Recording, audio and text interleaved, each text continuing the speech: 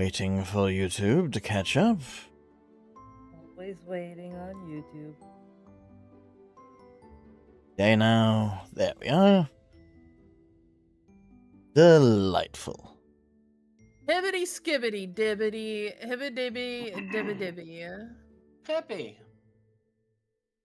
Sure, Yeah. why not? Welcome back. It's delightful to see you all here again. Back with Divine Mortalis. The main people, we have Regina, of course, played by Baby Bat B. We have Jellychon, played by Elizabeth. Andros by Punch That Chicken. Matt, played by Soul Razor 13, and Zara, played by Rona Valent. Hello. Yo. When we last left off, all of you were having a wonderful time in the bar. Andros was drinking the fireball wizard under the table, and forcing the poor wizard to cast more fireballs so that Andros could keep drinking. Arthur and Zara had a nice little moment, and everyone just partied the night away. It was a delightful end to the winning of the magic tournament, and getting a bunch of conjuration wizards to teleport over to Gordwin to help with the rebuilding efforts. So we start on the next morning. We've all been able to sleep in the temporary lodgings of Essie's bar, since no one was spared the wrath of rub drink being passed around at the end of the night. So getting anywhere after that was a challenge, would be a challenge, so you were able to easily stay the night with Essie, which Essie, of course, let everyone wake up to their own manners with a very large breakfast for the victors the next morning. The scent of cooked meat and vegetables and pancakes just waft through all the rooms, waking you up one by one.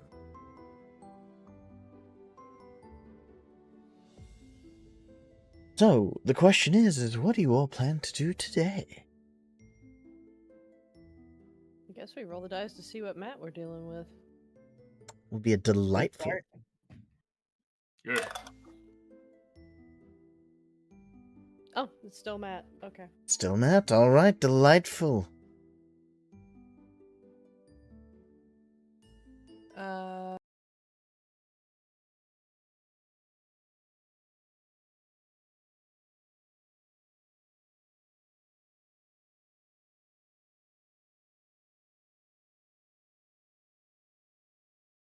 No, Essie made sure everyone was delightfully hydrated after the fact. And by that, I mean that for you in particular, you had a very large puddle of water your head was just stuck in for a while.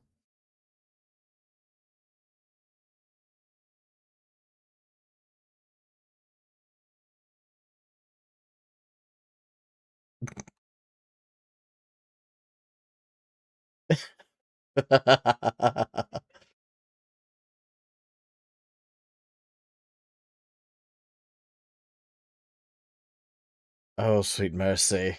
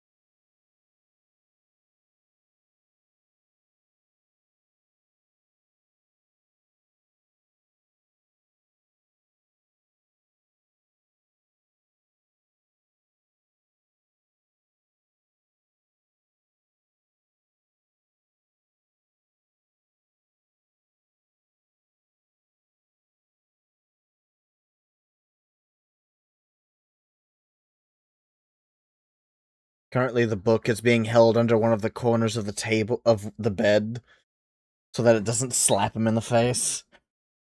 Although you do see the bed slowly starting to shift as it's trying to move.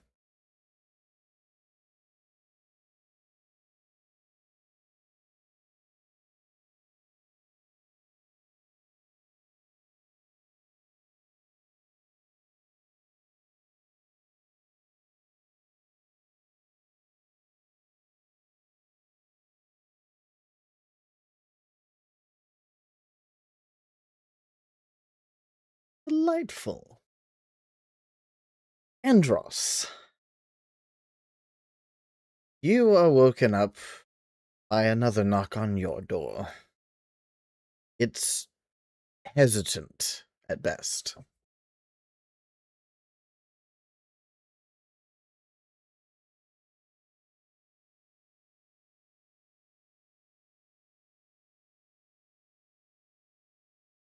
Marina stands before you.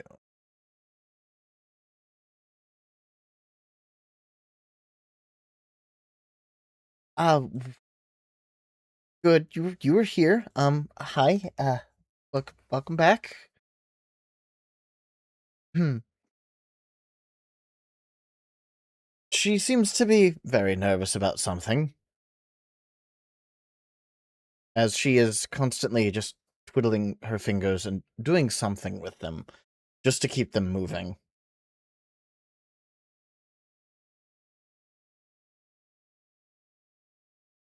It has.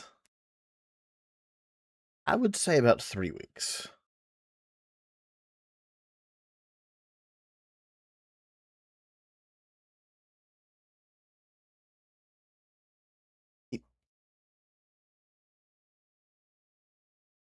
Mm-hmm. You too. So, with that, I was wondering if we could possibly go on a date.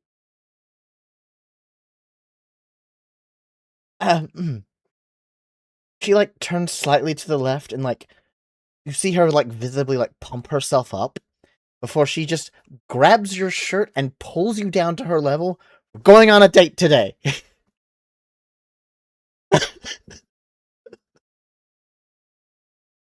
Good. Dress nice. She gently shoves you back, and like does like a reach after you, like she's sorry to shove you back, but like stops herself and just nods at you as confidently as she can, and then just walks away.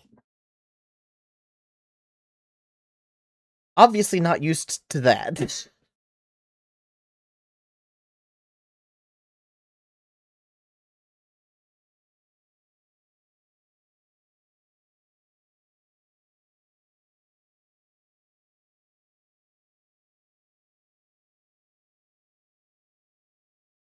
Regina and Matt, both of you enter the main area, and you actually see Arthur standing there talking to Essie rather animatedly.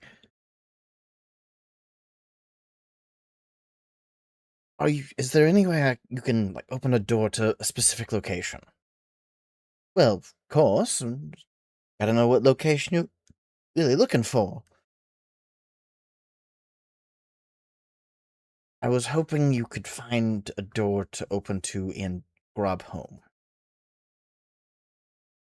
And why are we trying to go to Grobhome? Well, imagine that this grand city of magic, a lot of the people here were wanting to explore would be the best word for it, so I'll try to do my part and try to help a friend. Alright. What's in it for me?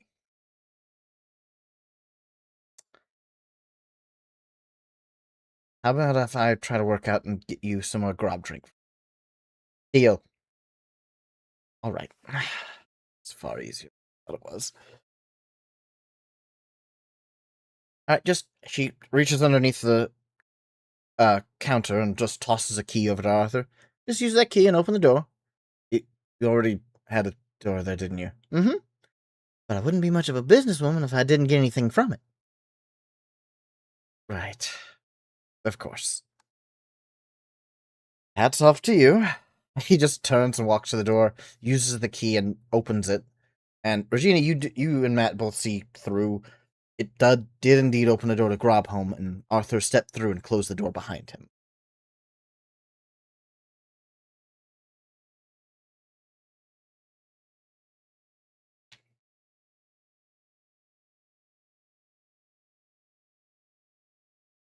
Well, good morning, lovebirds.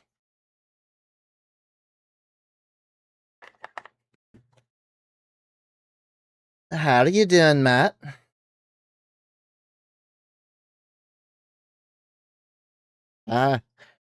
She just sort of looks at Matt and then looks over at Regina. Don't break him. Well, he's already broken enough things as it is. You don't need another thing.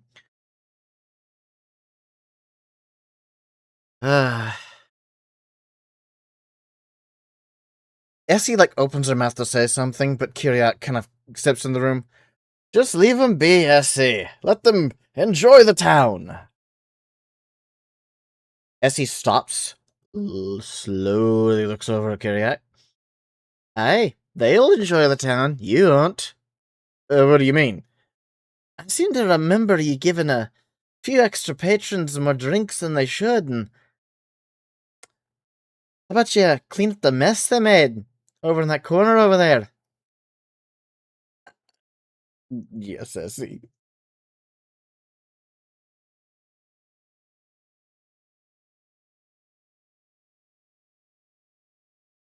Pink.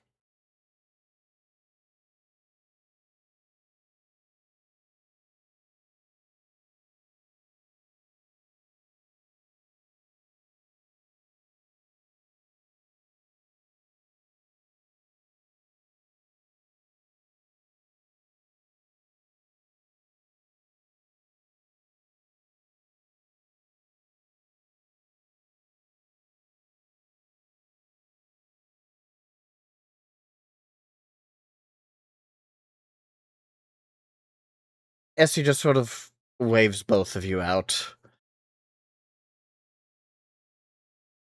Andros, whenever you finally step into the main bar, you see Arthur stepping through the door, followed by a grub that's a lot taller than the other grubs. You recognize the grub as Strix.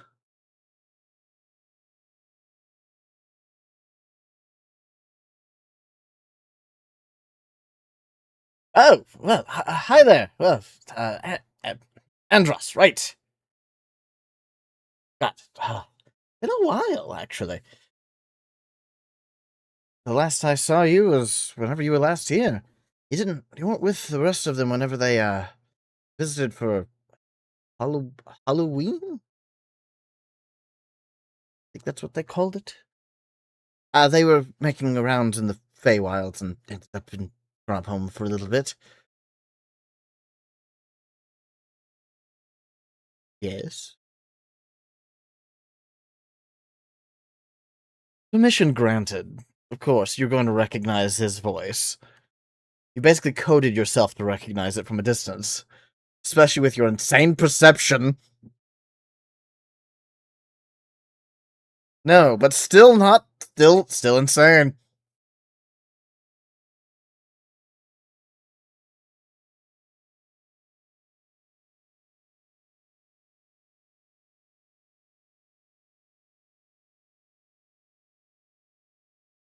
No.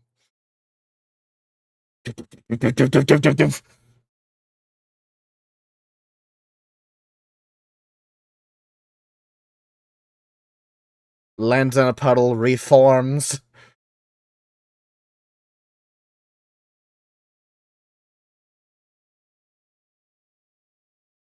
Almost back through the door he just came through.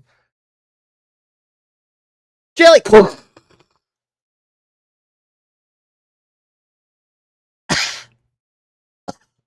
You got faster!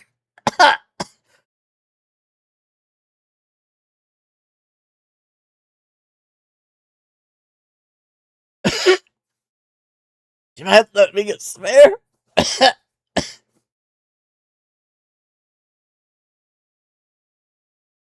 he is 100% still a normal person at this point, so you slamming into him has definitely knocked the wind out of him.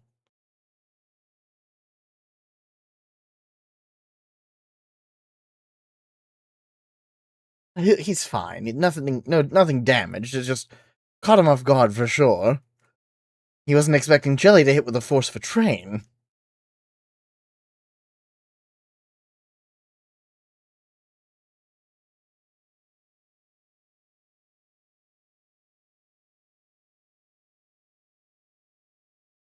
Strix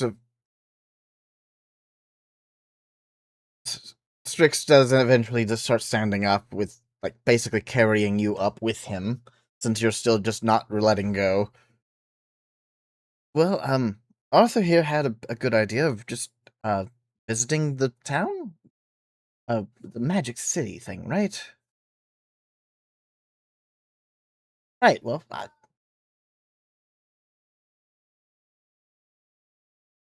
can?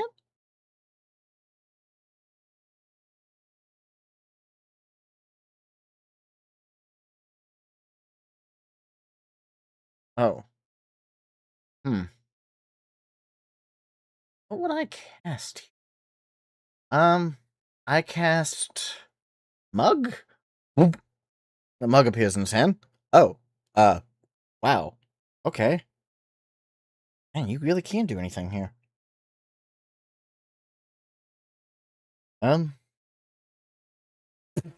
Confetti just shoots up between the two of you. Ah! Yeah, no, that's yeah, this is gonna be fun. I can definitely say that. Um, he just sort of looks down at his still Grobhome suit. Very much farmer vibe. I cast suit, and his farmer gear just turns into this almost dark green suit. Oh, you know, good.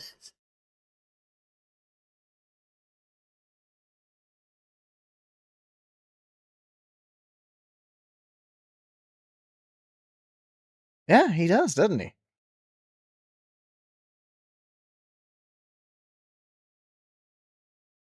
I've gotten most of the words right. Getting real difficult with him. It's like 5 syllables now.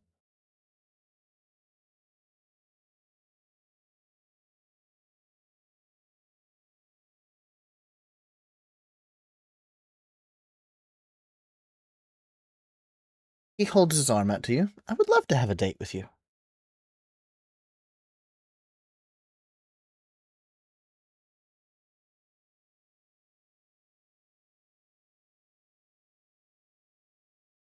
Never mind, he's just picking her up at this point.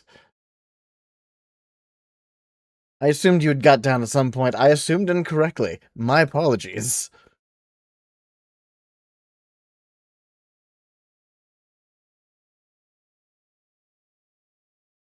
Understandable. Arthur ends up closing the door and pulling the key out, and then opening the door again so it goes actually out to the Magic City this time. Just come on back here whenever you're done with your date, and Essie, I'm sure, can get you back to Gropholm's tricks. Thank you, friend. Anytime. You two have fun.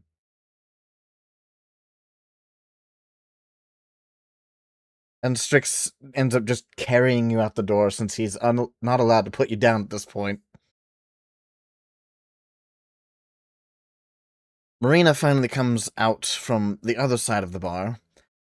She is wearing actually a wonderful looking dress that seems to be made out of the scales of a rainbow fish. As they sort of glitter and gleam in different colors. So you are muted. So, as soon as Marina enters the room, she just sort of looks across at you, Andros, and just sort of, like, takes a moment to just gather courage before she just, like, puffs herself up a little bit. and starts to strut at you. She fumbles a little bit with her strut when you say that. What? Moment, I forgot my dice. Grab that. That's safe for all this.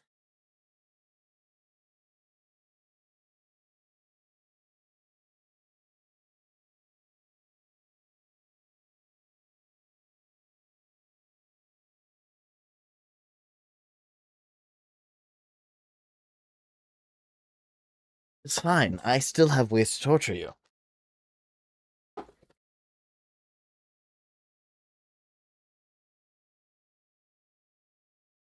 Now, Andros, I need you to make a random charisma check. We're going to see how confident Marina's going to be with you today.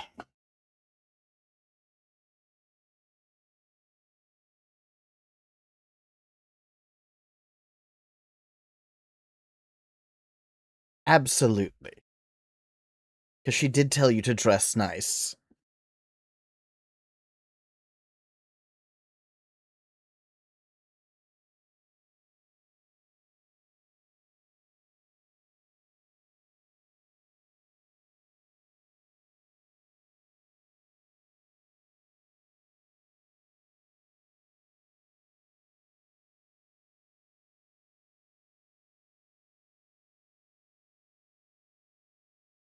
She's apparently going to be very confident. Because your charisma is not high enough to beat hers right now. So she struts up to you after that brief fumble, hooks an arm immediately around yours, and just sort of looks up at you with practically stars in her eyes, as if you're staring at basically a supermodel. So, Andros, let's go on a date.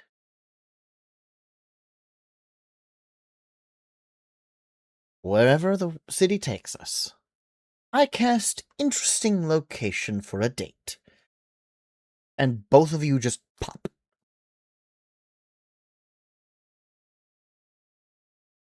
Zara, you've sort of been around the corner hearing all of this happen since your room was right there. Not to mention, every bit of this was being rapidly written in the book because it's just too interesting for it not to be written.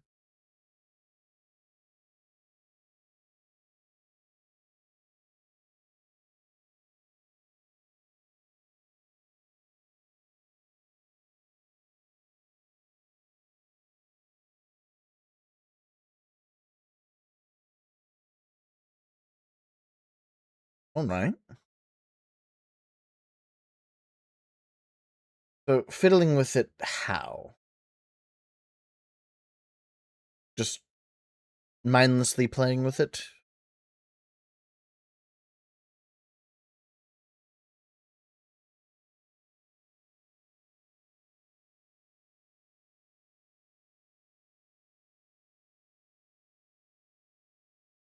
Right.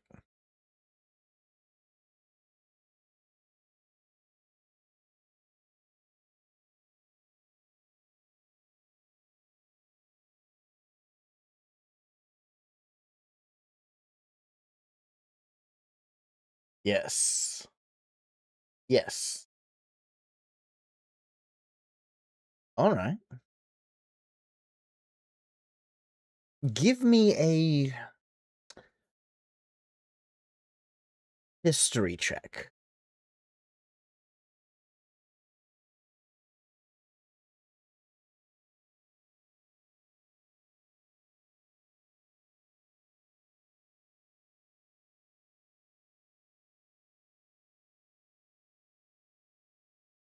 With some fiddling, you do get to replay the melody.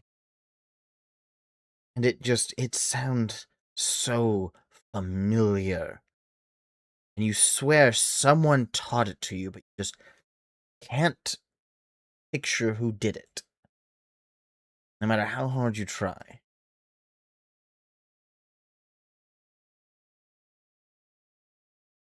It's very infuriating, obviously, but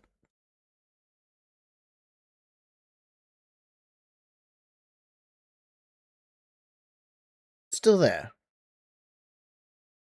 You at least know you can reliably play this melody now.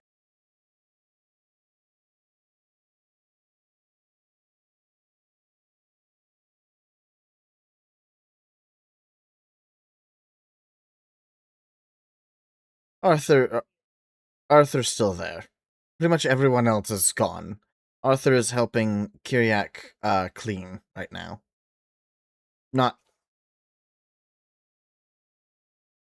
Essie just sort of looks over. No, dear. It just everyone else decided to go on dates today. Maybe they're having a breakfast date.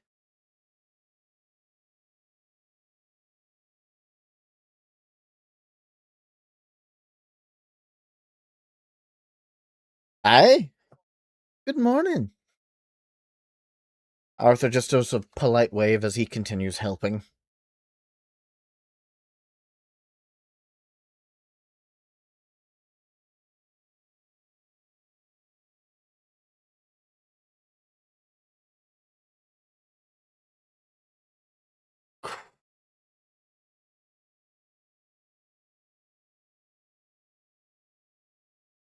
Well, I mean, a lot. Too many choices. Uh, you know what? I think there might be one place you might be interested in. There is a Bard College of Tales here.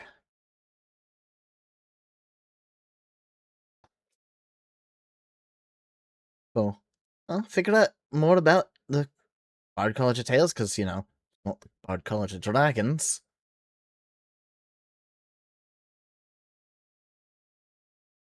Aye. Aye.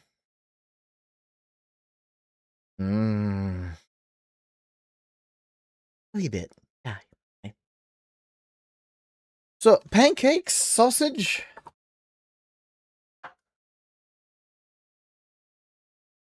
Good. On the house, since, you're the only one that didn't make a mess last night.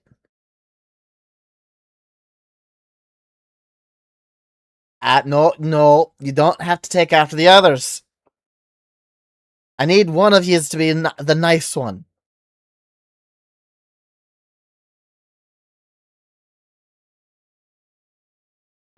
Normally, Jelly would be the nice one, but Jelly likes to help people too much.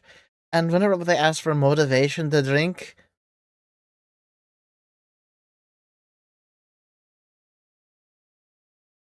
I mean, don't get me wrong, Jelly doesn't leave a mess, because they literally can't, but...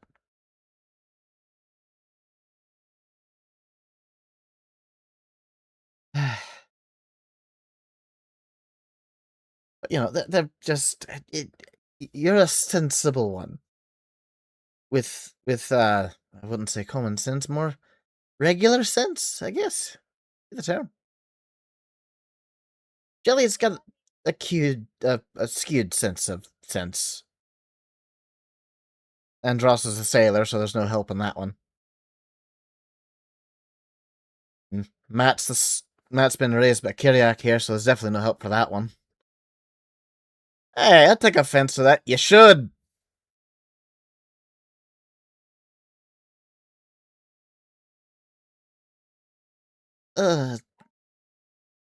I for now.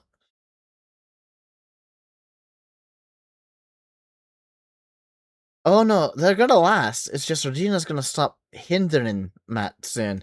Because Regina's grown up, sick most of her childhood, so, Regina's never really had the wildness in their life. So they're gonna be craving that.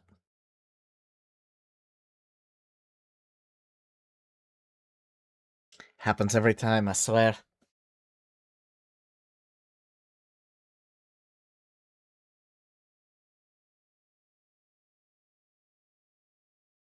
I'm a barkeep. I've got so many stories. Most of them revolve around me mugs getting stolen, but, they make their way back.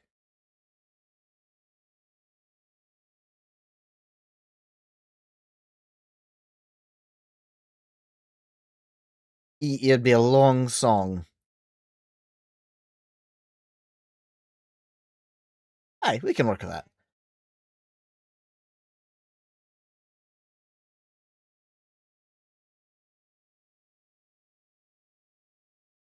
Aye. Minstrels take years to make their songs, it's normal.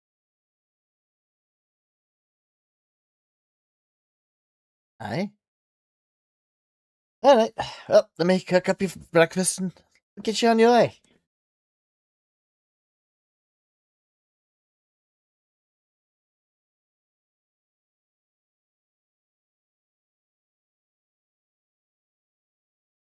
Yeah, of course, I wouldn't mind at all.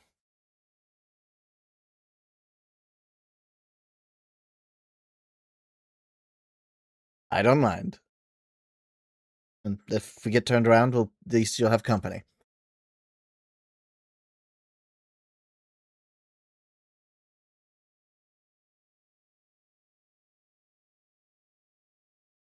Aye, enjoy yourselves, and, you know. She just looks at you, Arthur with his back turned, and just winks at you before turning back and going to the kitchen.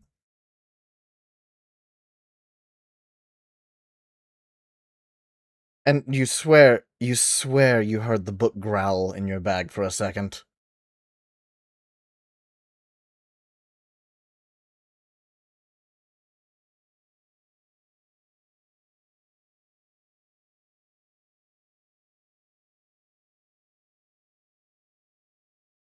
Mm-mm.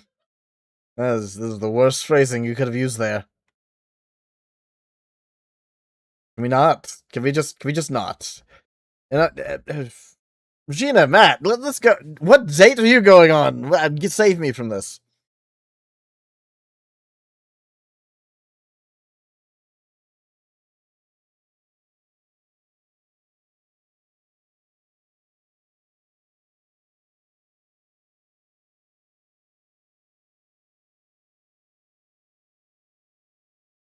Yes.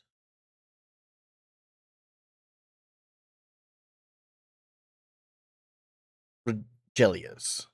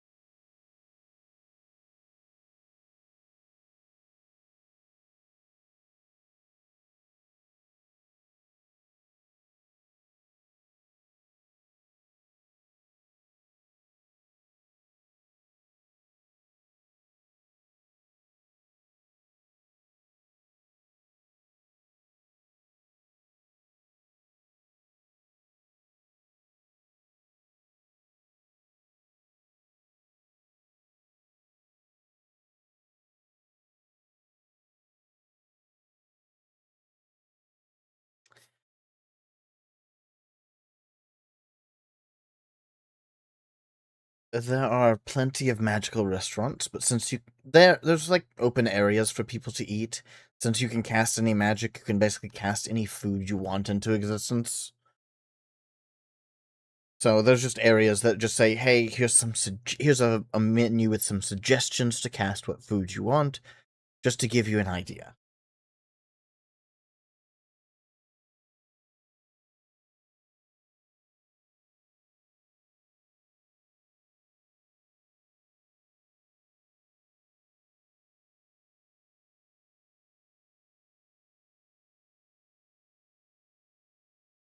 You both are teleported instantly into the middle of what can only be described as a magical garden. It is an array of flowers and archways and pathways that lead around this, frankly, ridiculously large garden that is filled with all sorts of varying colored flowers that all glow in different colors, have different magic swirling around them. And you're just right in the middle of it with a nice little picnic spot.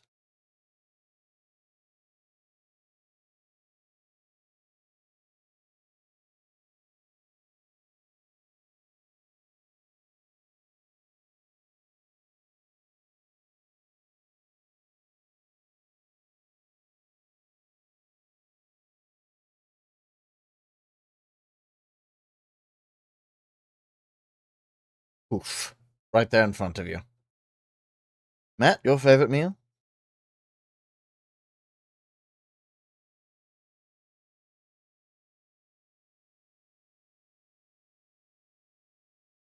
Big old country breakfast appears before you, and a blood bag drops next to it as a drink.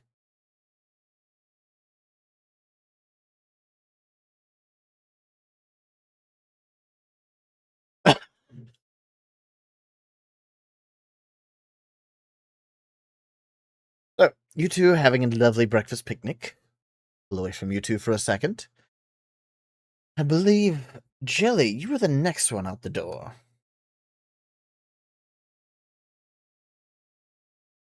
So, Strix is carrying you through the streets. Very painfully just looking around in such abject wonder because he's used to Grobhome, which is a very rustic village. This is so far the polar opposite. Like, there's certain points where he just sort of stumbles slightly because he's just too busy staring at other things.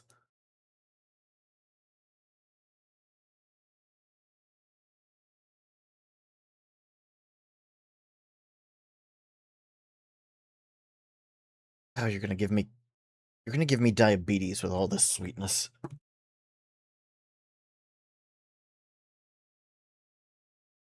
So, as you of course travel to the city, Strix's stomach starts to grumble as he has not eaten breakfast. And he just sort of stops for half a second. Oh, right. I guess I do need food, don't I? Do you know any places to eat around here? No? Okay. Um, I cast good place to eat?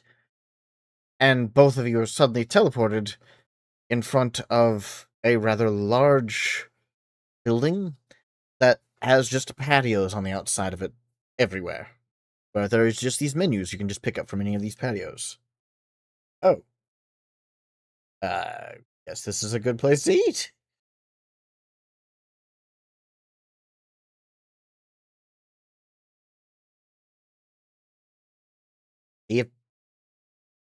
He doesn't even blink at it. He just walks wherever you're pointing. And he just sort of gets to the table. It's like, do I keep carrying you? Do I sit down? He's figuring out if he needs to set you down in your own chair or just keep holding you while he sits down.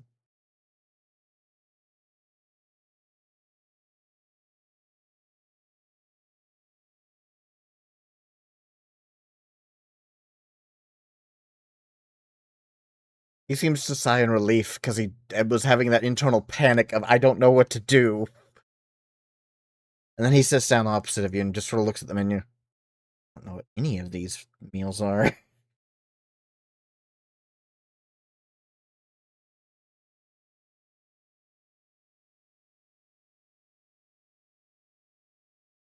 It's just a lot of very fancy meals with, like, on one side, just, like, all the different kinds of exotic meals you could get from across the world. And the other side is more like local things of magical foods. Pretty much anything you can think of. It's all just a suggestion list. But basically just say it's at the very top, it's like, you can cast any food you desire. And Strix is like, I cast troll stew? Troll stew appears in front of him, and he just sort of looks at it. That's not troll stew. That's just a foot in seawater. I cast get rid of this abomination of troll stew. It just pops away. Huh.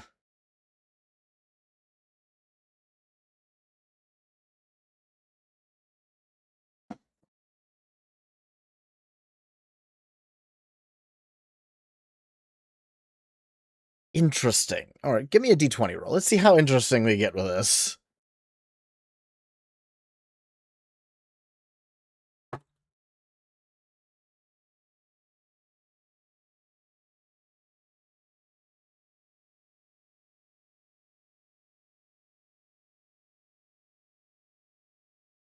Nine. Alright. You find a magical steak. And by that, I mean it's a steak that cooks itself in front of you. It starts off as it pops into existence as a steak, just completely raw, and then it just sort of just internally cooks itself to perfection, and then garnishes itself with magic that just sort of flows around it as like ribbons, and just it with magic just makes the whole meal in front of you. Strix just sort of looks through and just sort of points at one. I cast this one. I can't pronounce it. And in front of him appears a chessboard made of foods. And the chessboard starts attacking each other to make a giant salad out of everything. They're just ripping each other to shreds until they make a salad. And Strix is like, just looking in almost abject horror at this. I've heard of food fights. This is a bit excessive. Excessive, I'd use that word, right? Okay, good. Yeah, I guess it's dinner and a show.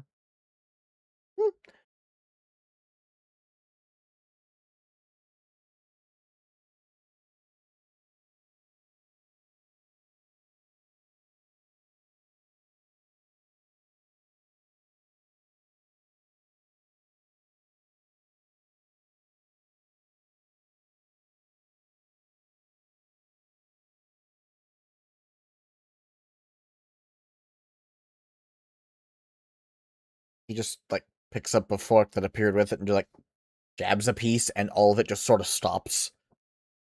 And then every one of the tiny plant-based creatures just stare up at him, scream, and simultaneously all clutch their chests and fall over, quote-unquote dead. Ah! Ah! Ah!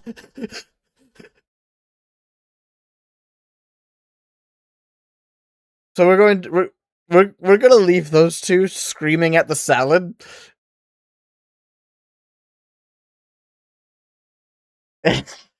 Really, right here in my salad? Andros. Marina said, I cast interesting location. Both of you have teleported to the top of a building where magic coalesces around it in several sort of helix formations. And it gives you the perfect view of the entire city from above. Whoa, that's not what I was expecting. Yes, spelled it correctly, that's for sure. Wow. Right. I cast Romantic Picnic. And sure enough, a picnic blanket shows up with a little picnic basket. Wine out one side, champagne out the other, various foods on the blanket itself.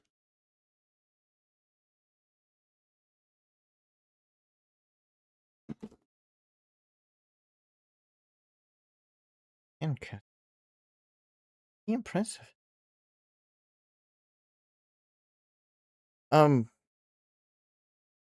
She just sort of daintily sits down, and, like, pats the blanket next to her while not making eye contact.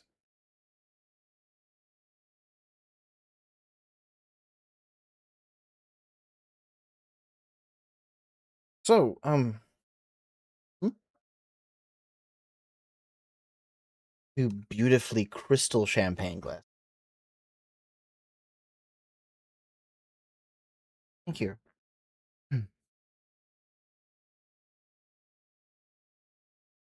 Internally, Marina is just trying to hype herself up this entire time and is just barely making milestones. She's desperate to try to keep up this confident act, but she's so far out of her depth because she has never truly been on a date before. And Andros, you're easily able to tell that she's really trying here. She's struggling, but she's trying.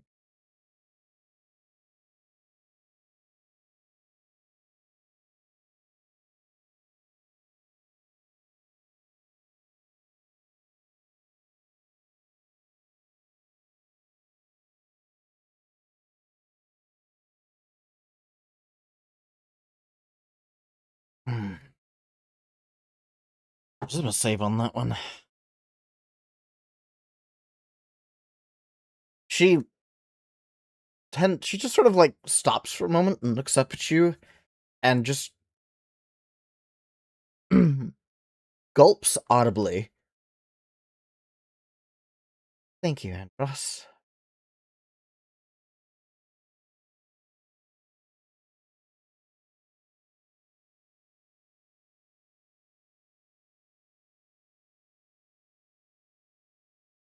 She visibly tenses up, but she's obviously okay with it because she doesn't pull away. So, Andros, you trained with the giant dragon snowflake, right?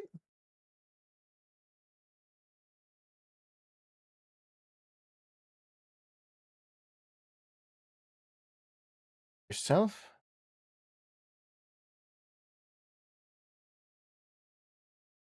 Oh, are there any like bad things?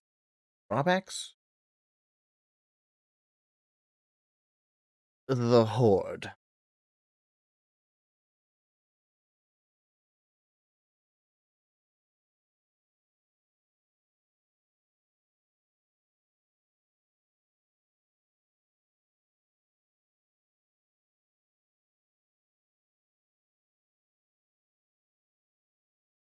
Anything I need to be concerned about or need to keep an eye out for?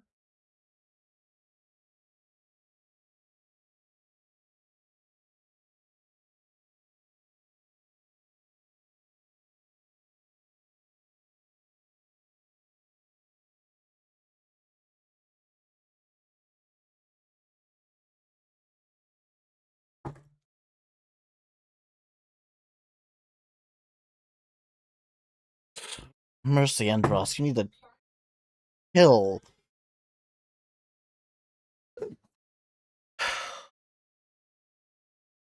So I need you to roll me a charisma check here. You're going to have advantage. This poor lady can't handle it.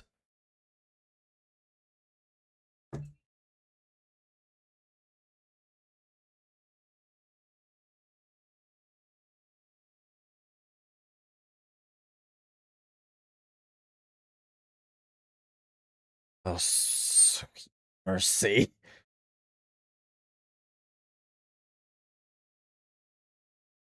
She rolled a 9 for the save. So she just sort of like stills for a moment, and then her entire neck up to the top of her head just goes beet red as you said something very romantic to her that she was just not prepared for. And spends the next minute or so trying to stammer something out and ends up just giving up and just sort of leaning her head against your arm.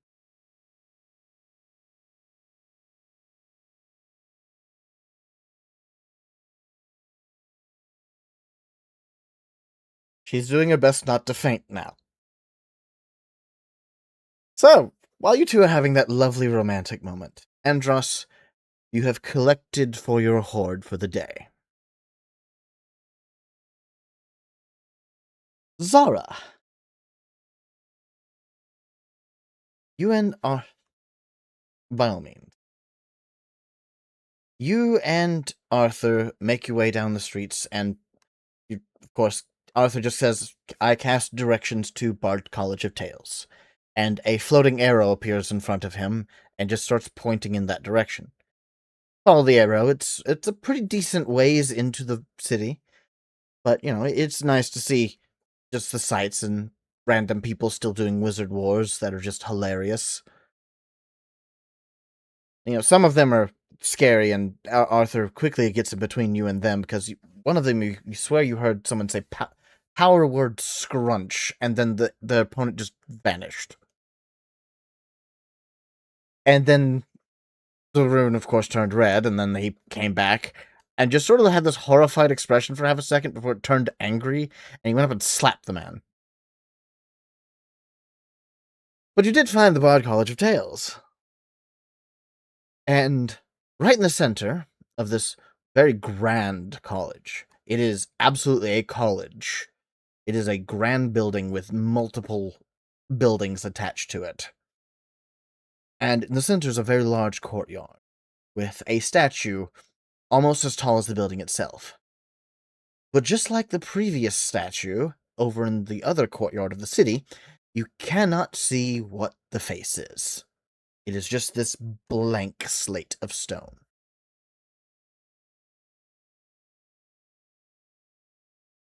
And Arthur just sort of looks up at... One more time? What do you mean? Something not seeing here? Faceless? Like, but there is a face?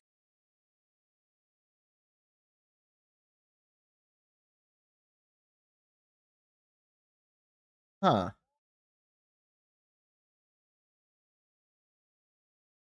Yes, there absolutely is. It is a solid gold engraving, stating,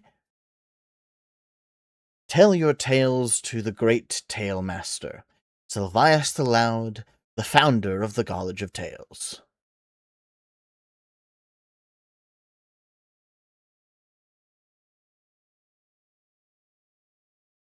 And then, very bottom, in the tiniest print, you see also the Anticaster.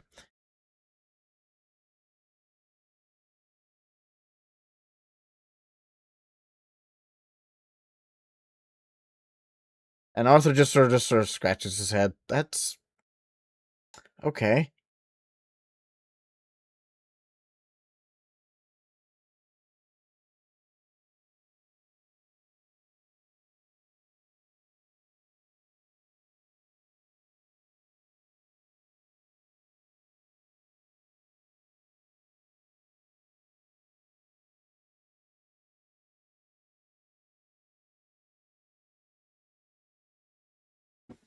Uh, an arrow pops up in front of you, but it's made of paper this time.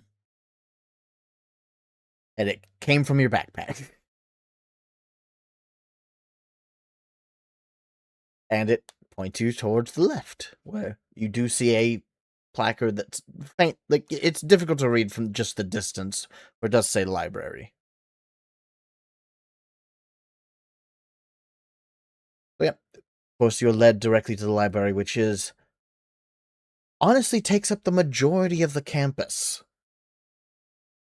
You go into the main entrance, and this library has bookshelves that you swear go 10 stories tall. And there's an archive book right in the center of the main entrance. And it's thicker than most doors. It has a little placard underneath it saying, "Speak your tale, or what tale you wish to see, and this book will show it."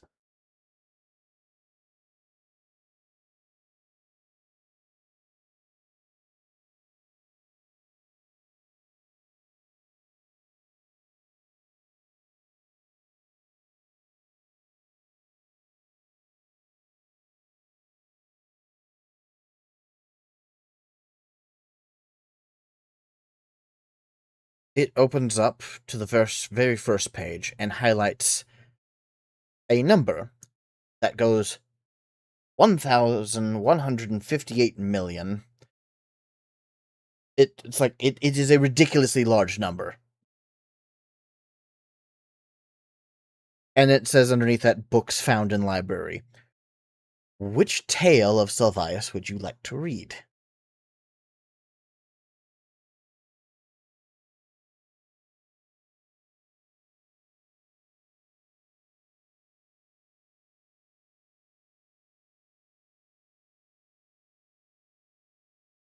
The first book of Sylvius.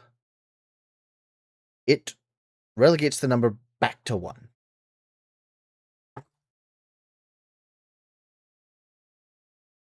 And the book closes, and then a small flute comes out of the book. And it plays a small tune.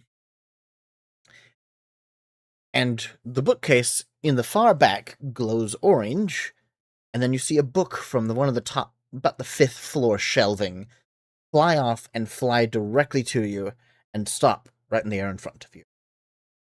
It is a very old-looking book. As in, if you touch it, it looks like it could just crumble to dust. But it does plainly state on the side, The Tale of Sylvius, written by Sylvius the Loud.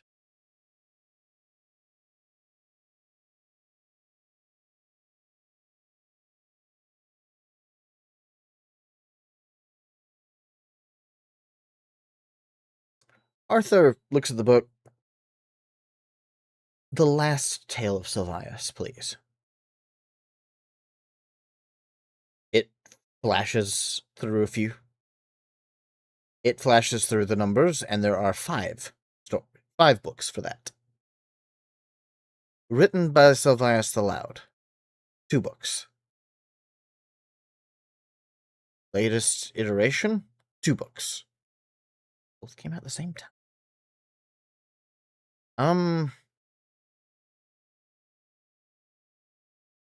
Any mention of End of the World?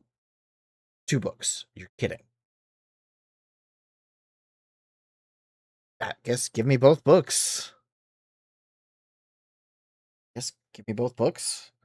It flashes, a flute and a violin show up, they play a tune together, and 2 books from the bottom shelves on the furthest back fly up in front of Arthur. They're fairly new books, and they look very similar to your book of history, but they're just a different shades. One of them is a shade of red, the other's a shade of blue. Arthur grabs both and finds a seat next to you.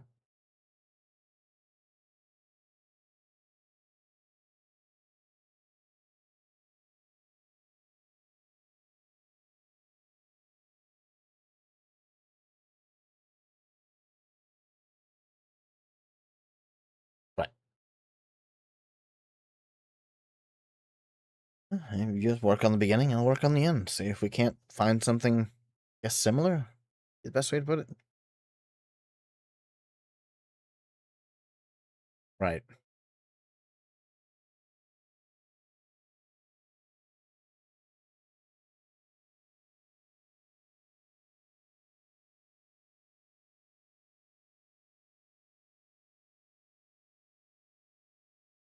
Sound went on stream.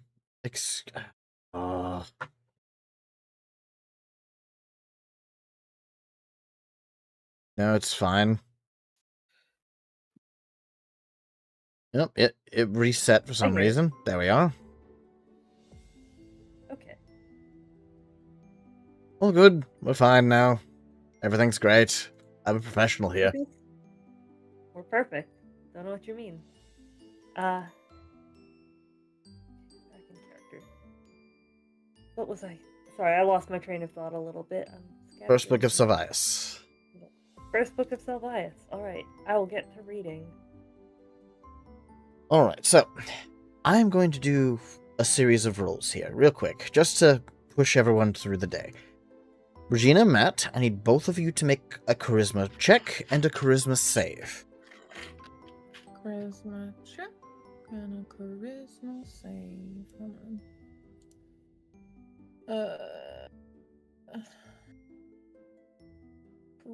Charisma.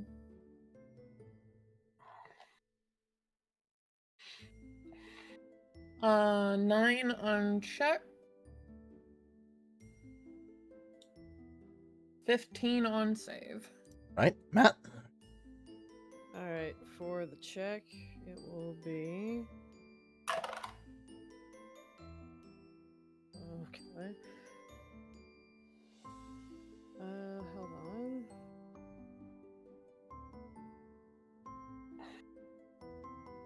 $24. And the save? The save.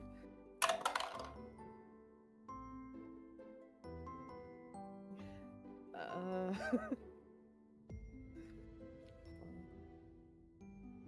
25. What did you roll? I rolled a 19 and a 16, Holy sweet mercy.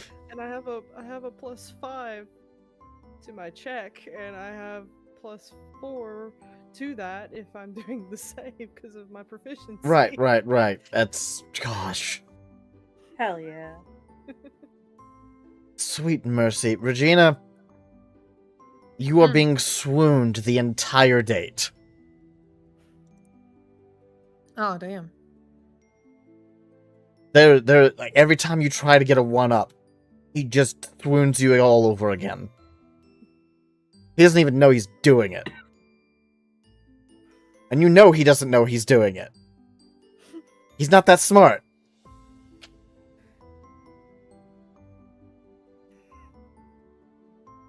My confidence necklace is working in overdrive, huh?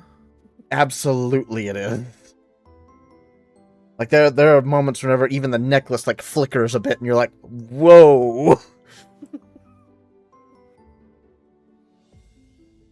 Matt, certain parts during the day, you just see Regina go from pink to a little bit red.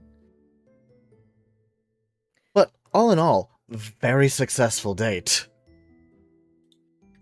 Eee. Yeah. And Matt smiles. He goes, "You know, this was a pretty good first date." We should have more. Yeah. Also, it's not over yet. You got other plans? Go see the city and stuff. Sure. We could always go see the city and hang out. I mean, I cast take us to a really interesting place for the rest of our date. So what is your intent behind that? My intent is to go to somewhere really cool that will, like, Be a good way to end the date? Yeah. Alright. Both of you are instantly teleported to what looks to be a dome. But you can see the edges of the dome. But this entire dome is covered in magic symbols that make up constellations around. The entire sky is just magical constellations that are just faintly moving. Ooh. hey. Wow. Huh. Amazing. Jelly, I need you to make a charisma save and a charisma check as well. Okay. This poor Grob has no idea what's about to hit him. I'm not good at charisma. He's not the best either, but my rolls are just not there. Yeah. So, charisma save. And charisma check. Yes, charisma save first, though. Okay.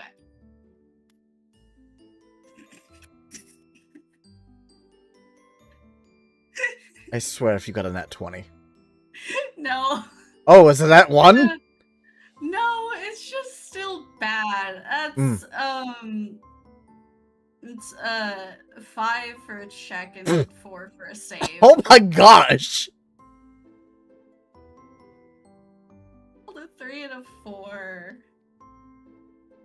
Okay, so Or wait, no, I am proficient in save, so it's a 5 for a check and a 7 for a save. it still wasn't enough for the save. But I rolled a 2 for his check. For his save. Sorry, I rolled an 11 for his check and a 2 for his save.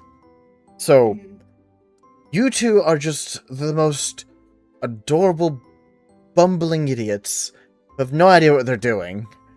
But yet, somehow, it just works for you two.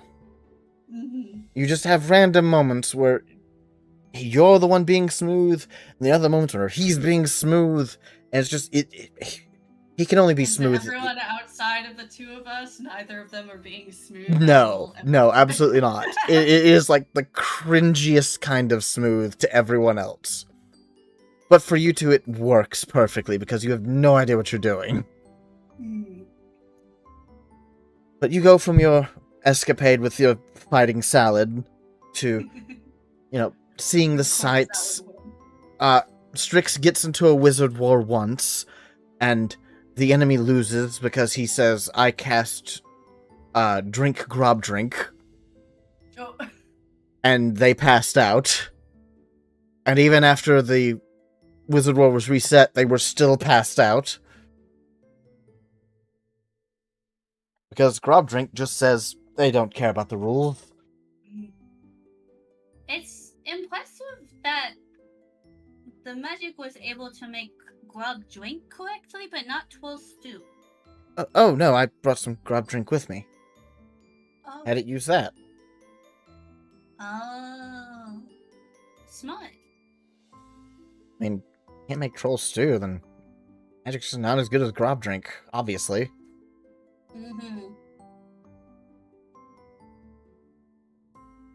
You can't beat the classics, I guess. But, I mean, some can. You're definitely not classic, but you beat pretty much everyone else I've ever met. Aww. You're a special edition cutie. Edition. What is that again? An addition means like if you make something multiple times, an addition is like a round. So like when you make your bowls, like when you first started, right. So that's like you had, like, okay. Yeah, there are other cuties in the world. Okay, well, yeah, thank you. That's a nice thing to say. but you're a special edition, which means that it's unique. Oh. You're the only one of that edition. Oh, so like the bowl that I made you, then? And she pulls the bowl out and puts it on his head like a little hat. Like that.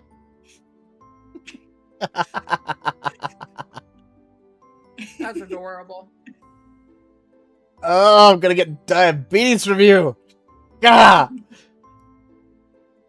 So yeah, you two are just continue being just the most adorable things in the entire city, and you swear a couple wizards have heart attacks from how adorable you two are being sometimes.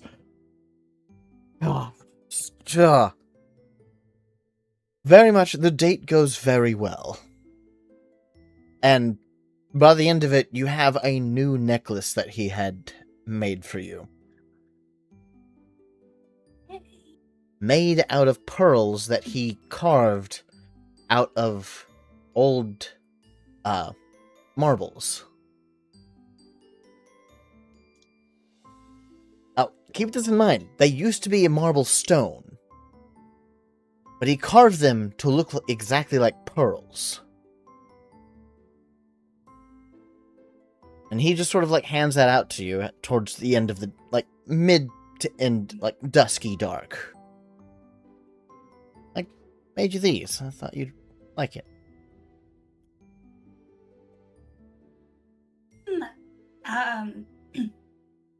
sorry, my third. And he gets slam tackled again. Fuck! Down to the ground it goes. What? And what? And what? He is now being assaulted, and he does not mind.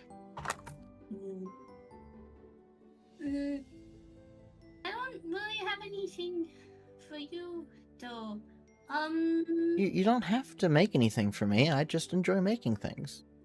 I get to spend a day with you. What else more could I want?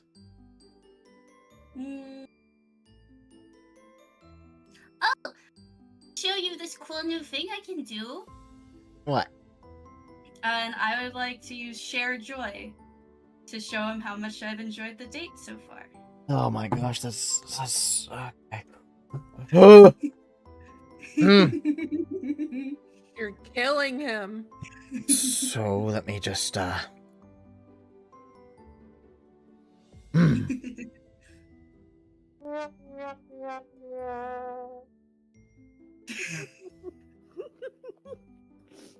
So the moment you do that, you see his eyes just sort of widen slightly, and he genuinely does feel the joy, but knowing that it's joy that came directly from you, knowing that he is the one who caused that joy, he pulls you into the first kiss he has ever initiated with. And since you're still using share joy, it's like a feedback loop at this point. Yeah. Because you feel all the joy that he holds. Do you want to use an insight check at this point? Sure. All right. You've offered. I may as well. We'll see if I get literally anything out of it, or if the dice hate me today. We're going to find out. We're going to find out, that's for sure. Let's see, where's a die that hasn't betrayed me yet today? That one. Alright, Ingrid. Now would be the time. I don't care about all the other rolls. Be a 20. Damn. My insight's good though, so that's a 12. He is not exactly hiding anything. You just had to beat a 10. Mm. So, through your connection through Share Joy, I need you to add another spell to your repertoire. Yeah. Share Love. Yay. Because you feel the absolute abyss that is the love he shares for you. There is no denying it. There is no getting around it. All he has in his entire body at this point in time is just love for you. Yay! I am assuming this is another cantrip. Yes, it is. Congratulations, Jelly. I'm going to state this now. As your DM, Uh-huh. you have unlocked a path that I hope that you find later down the road. Guys, I've done it. I've found the key to defeating the enemy with the power of friendship. I'm going to Pokemon cut that never off turn evil. right now. No, it will not.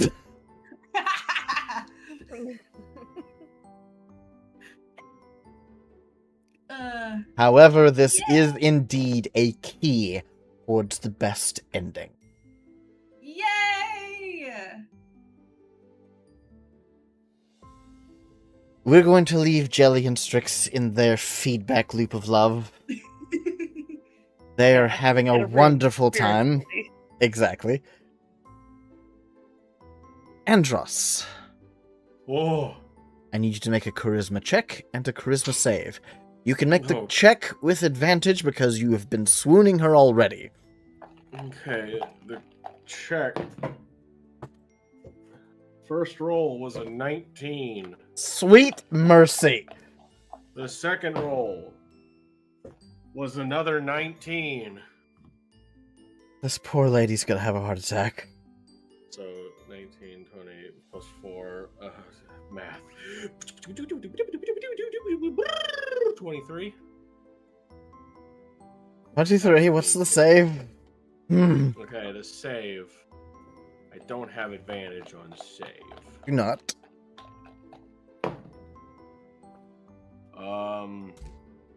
The save is an 18, is what I rolled. I don't know. No.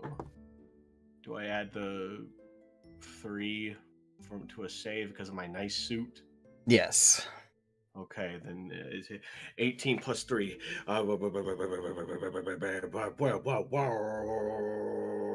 21?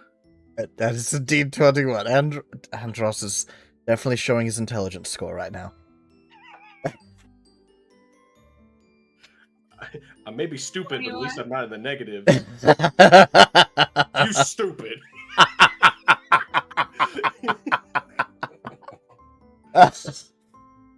So, after your romantic breakfast, Marina takes you to a magic aquarium, which doesn't have glass in between you and the fish. It's just floating streams of water that just curl around this entire giant building. After that, takes you out to a fancy dinner. After that, takes you over to see magic boats. Magic boats. Boats that can fly in the air, that cut through the waters as if they're not even there. It's a museum of different boat ideas they have made. Nice. And Andros, Deactivated your autism. Oh, fish. Andros, this entire time, you have been saying the suavest things orcishly possible. And Marina has had to stop several times to catch her breath throughout this entire ordeal, and has desperately been trying to get back control, but you just keep being this suave son of a gun. And she just, by the end of it, she just sort of stops. And, like, pulls you, like, off the beaten path for a bit, where you're just, like, traveling through this very nice little area that's, like, a park, almost. And finally, she just stops and just looks at you and goes, Andros, do you even realize, like, let me start over. Do you know why I wanted to take you on a date today?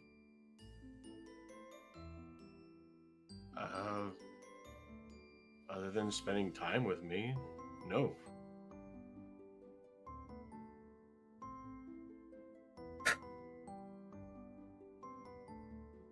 I was trying this entire time to bring up something important to me. I'm hoping, some point soon that I can introduce you to my parents. I would love that. But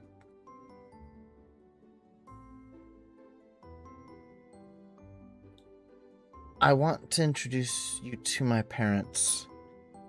And she reaches into a small pouch on her side and pulls out a clam.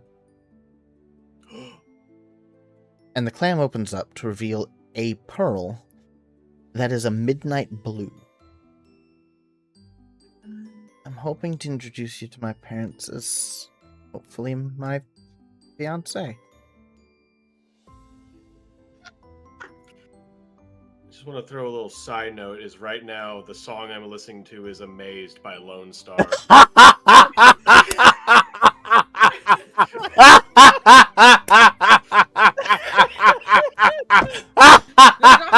God.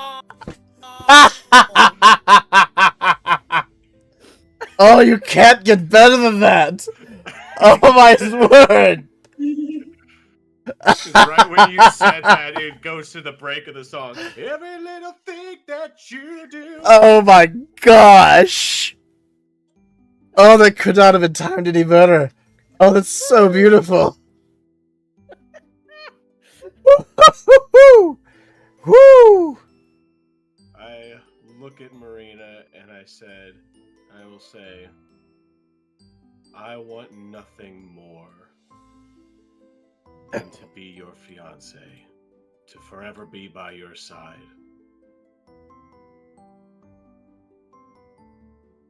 You see a full body shiver run from the top of her head down to the tips of her toes. Marriage cannot get here any sooner. She pulls the pearl out and she puts it up to your hand. And whenever it touches the tip of your ring finger, a band of onyx grows from the pearl itself, and it slips onto your finger.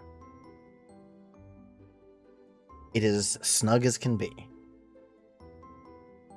Now, Andros, I want you to add an item to your inventory. Midnight Sea Pearl Ring.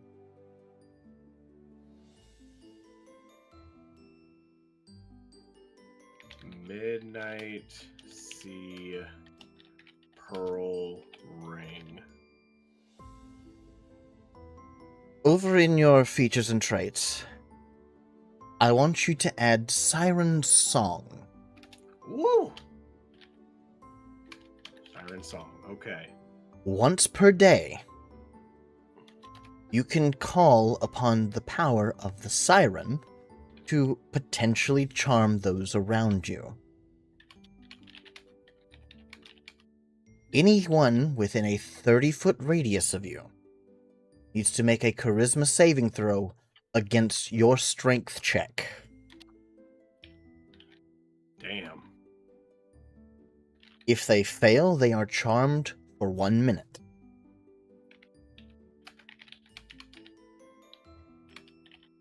The DC is 8, plus your proficiency modifier, plus your strength modifier. It was 1 DC 8. Plus your proficiency modifier, plus your strength modifier.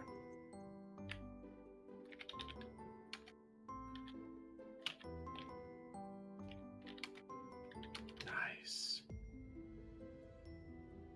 As long as you are wearing that ring, you will have that ability. Oh, it ain't coming off, baby. All right. That 15 is fish babies. 15 fish babies. 15 fish babies. Zara, I need you to make a history check Okay. and then an intelligence saving throw.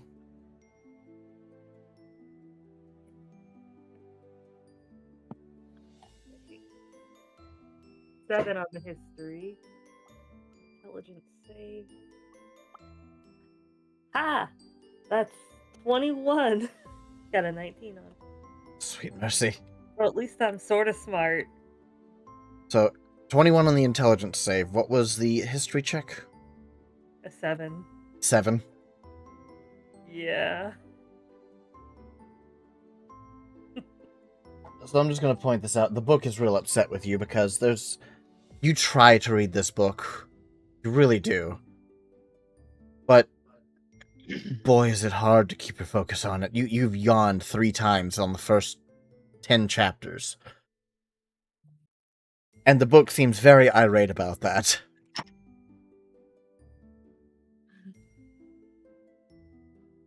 However, whenever you get about halfway through this book, there's a flash that comes off the pages. And it almost makes you look away. Like, you feel the urge to just put the book away. but you sort of soldier through it, and you see, plain as day, Sylvius is not from this world. Sylvius was summoned when the first played the part of a mage in the College of Conjuration. The first used the spell Summon Familiar, and Sylvius showed up instead of a familiar. What? Are you... What? It So, shows he's... exactly what point in time Sylvius came into this world. When? About 5 years before you were born.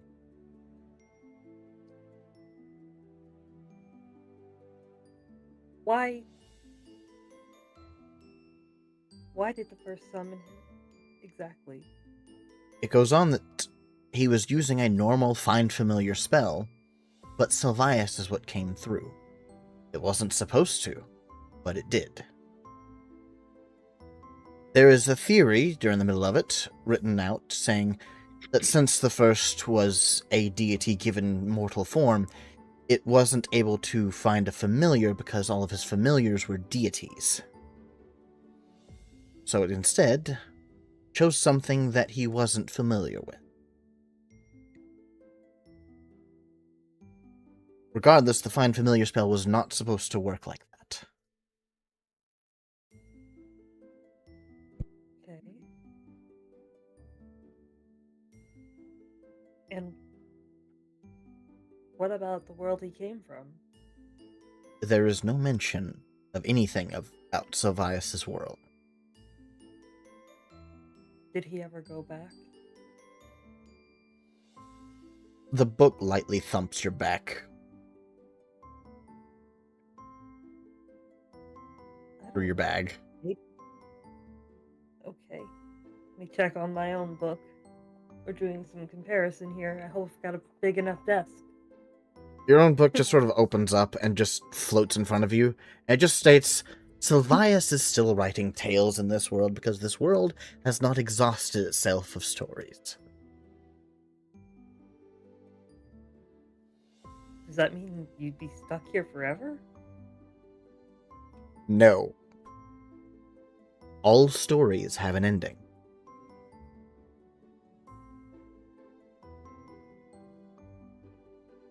Yeah, but I mean, then there's other people and their stories, and that There comes a getting point that when cycle. stories start to repeat themselves throughout history. That time comes, the story will end.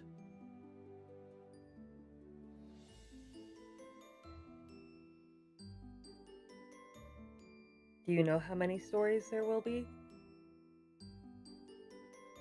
No minstrel worth their salt, no singer worth their time, no bard perfecting their craft can ever tell how many stories there will be. The world is full of surprises and wonder, and will surprise and wonder you no matter what you do.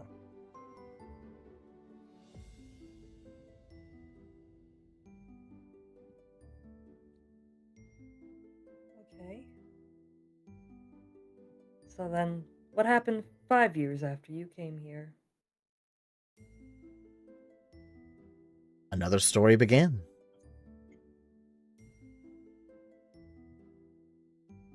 So vague and dramatic. Okay. It just writes underneath that, I'm a bard. Okay.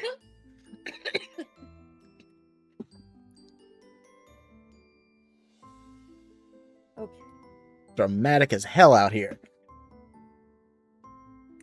You want dramatic? And I will slam the book shut. Arthur, any progress on your end? Ugh, so many these and thous, and let's have a headache. Who says thee and thou anymore? One of these wasn't written by Sylvius, it was claimed to have been written by him. Because the storytelling is just, it's not the same. Wait, somebody's writing a fake book? Does it, can you tell who? My guess is this is a translation, a very poor translation at that. Because there's a lot of errors in here that just don't fit. But the other book, Take a look at that anyway. oh yeah, here, hands over the blue book. And first page, you spot at least 20 different errors in the wording. Like, Oh, it's bad. how did they even allow this in the library? Well, I mean, placard out there says to bring your tales to Sylvius. Well, I guess any tale can be a tale. And if it's very poorly written. There are some tales that are not worth telling. I think I'm gonna get a headache if I read this much longer. Okay, what about the other one? Well, the other one just has a lot of, well, tales, but they're not anything about Sylvius himself. It's... One thing keeps coming up is just a bunch of trees and how they're dying. Like, that's a prevailing theme he's got going on, which is very concerning. Are they the golden trees? It never says golden trees, it just has a theme of trees dying.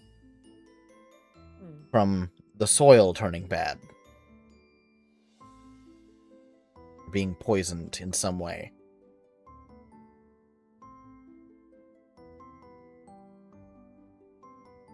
Okay. And this book is still writing itself. What's it writing right now? It's another tale of a knight being brutally murdered by a dragon. Oh, That's disturbing. yeah. Oh, You and know what? the knight is still alive while being eaten. It's delightful. Yeah, I wanted that mental image in my head.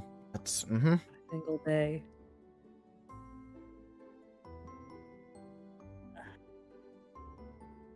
That's. I think maybe that might enough reading for now. Let's take a break. Yeah, that break sounds delightful.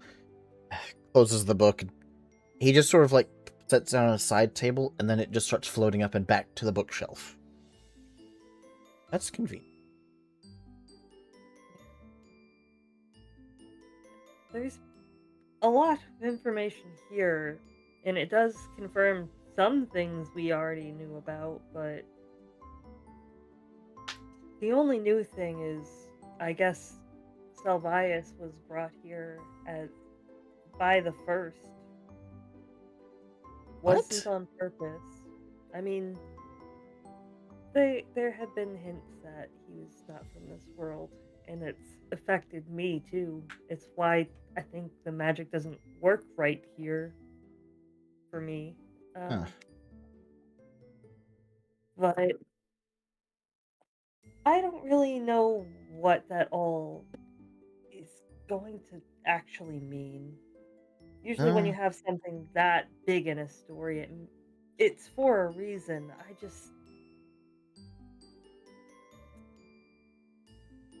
I feel like the That's- character in the story, but I don't know how to take control of the story. There's still a lot of questions. Makes you think you're not in control of your story.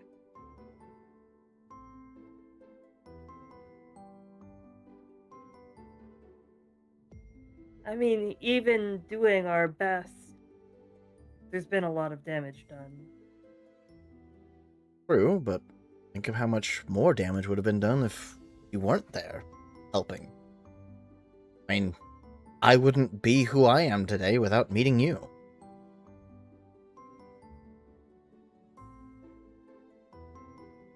Give yourself too little credit. You were tortured because of me. True, but I was also not a good person when you first met me. That You either will inadvertently changed me into someone better than I was.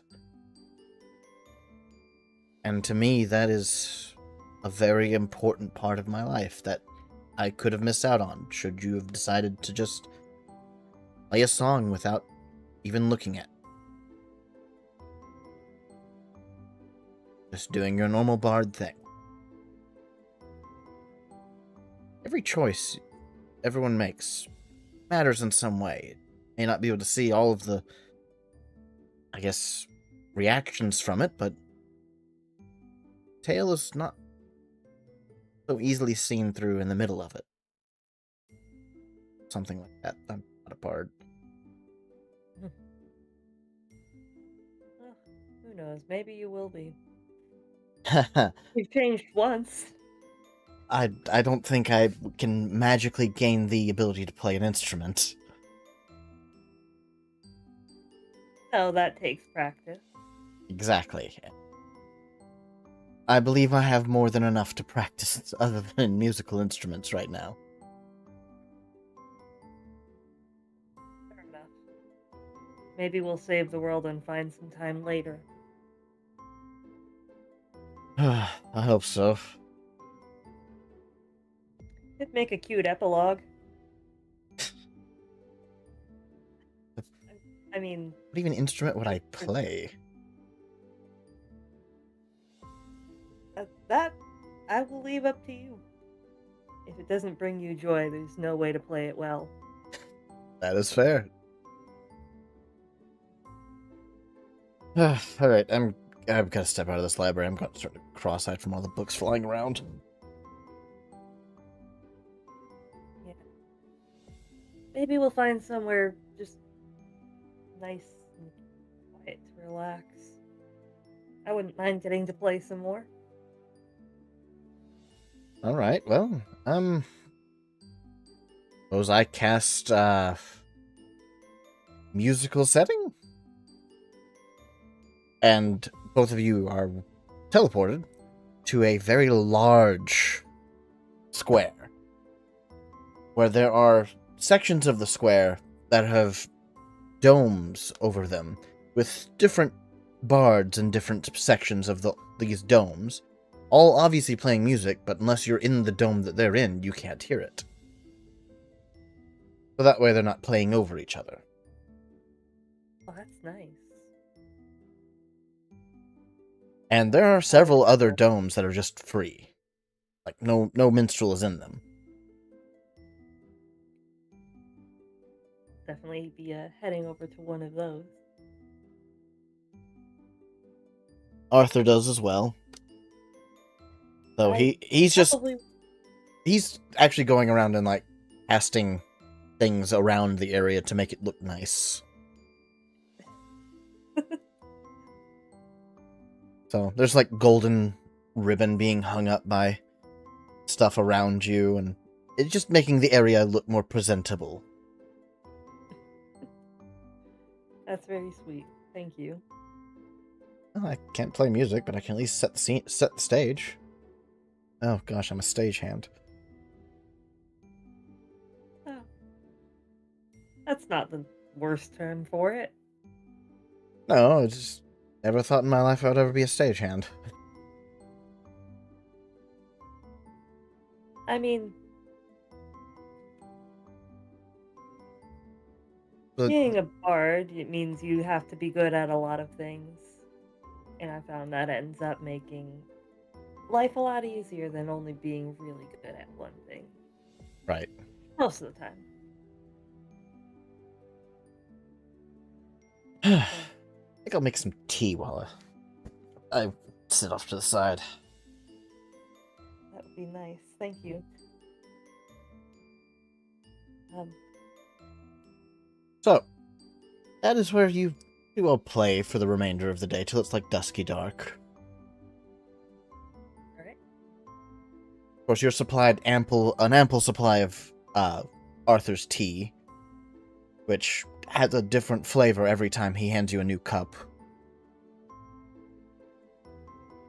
But, you know, it's never a bad flavor. And throughout the day. You know what? Let me actually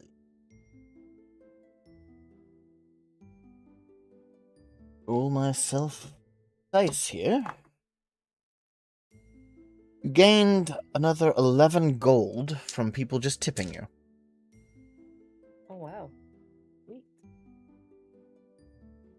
Arthur gained copper as people started asking him questions, and it got to the point where he just put up a sign of "Copper for my thoughts."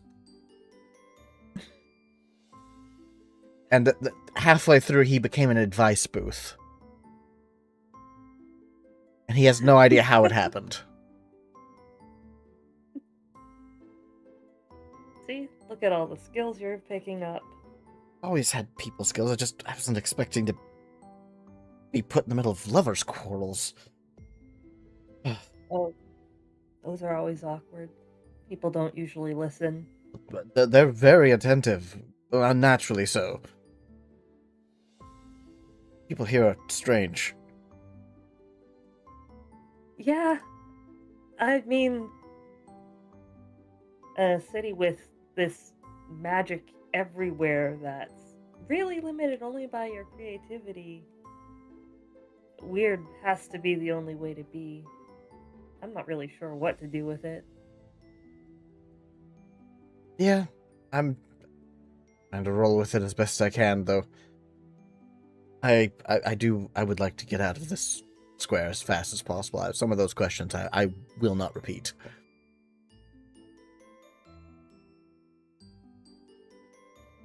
Let's get out of here then. Agreed. Maybe everybody's meeting back up. Yes, that would be nice. So, that is Zara and Arthur. Matt, you said you had something you wanted to do. Yeah. While they're just kind of sitting there chilling, Matt's just kind of been talking about different stories him and Kiranok had done. And kind of like when the silence hit, he looks at Guinea and goes, "Can I ask you a question?" Anything. Why me? You could have opened that door. You could have waited for Maderick. I mean, he's the smart one. He probably would have thought of a lot of other places to take you. Probably could have waited on Maddie, but he's the shy one, so you would probably have to talk a whole lot. You could have waited on McCain. And no, never mind. But and then there's me. Is it the muscles? And he kind of like flexes a bit. You all have the same muscles. But the reason is because I love you all the same. All of you. Every single one. He looks surprised for letting you love me. Of course I do. Haven't I said it before?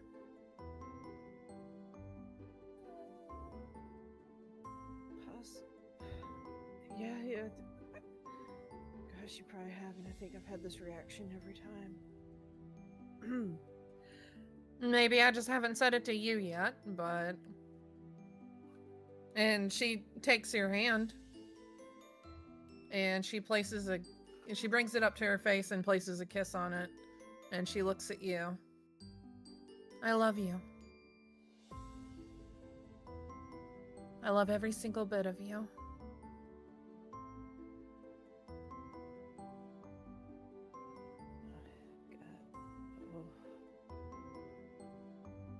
Gotta admit,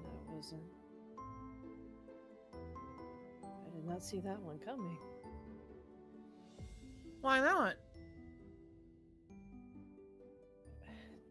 Well, kind of felt like you haven't seen enough of me to justify loving me. And yet, I see you every time, and I can't help but love you immensely. No. That isn't it. What's the words that we wrote in that book? I don't see you as just a girlfriend. Because, let's be honest, we haven't really had this talk, but you are an incredible person, and your powers and magic I don't understand, because when you're close, this, and he points his head,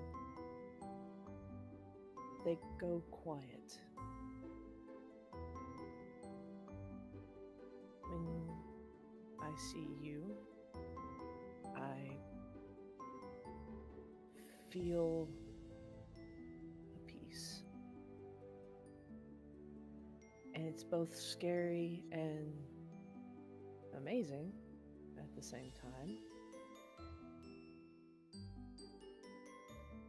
And it's what you are to me. You're my peace. You're my guinea.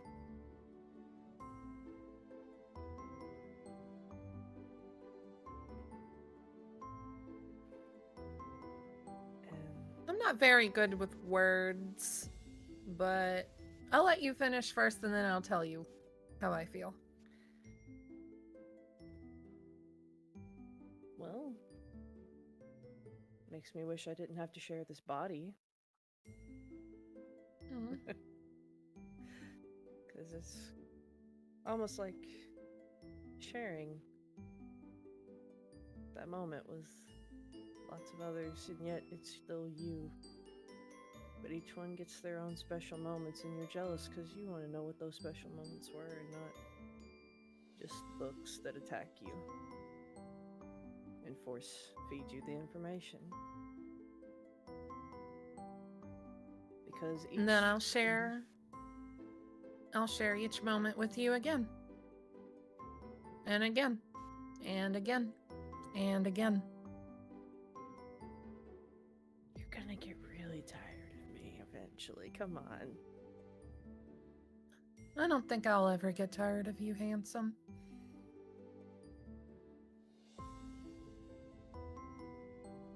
It's really cute when you say it like that.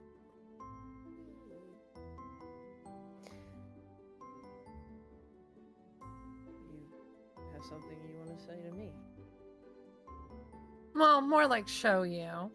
Like I said, I'm not very good at words, and she just pulls you in for a kiss.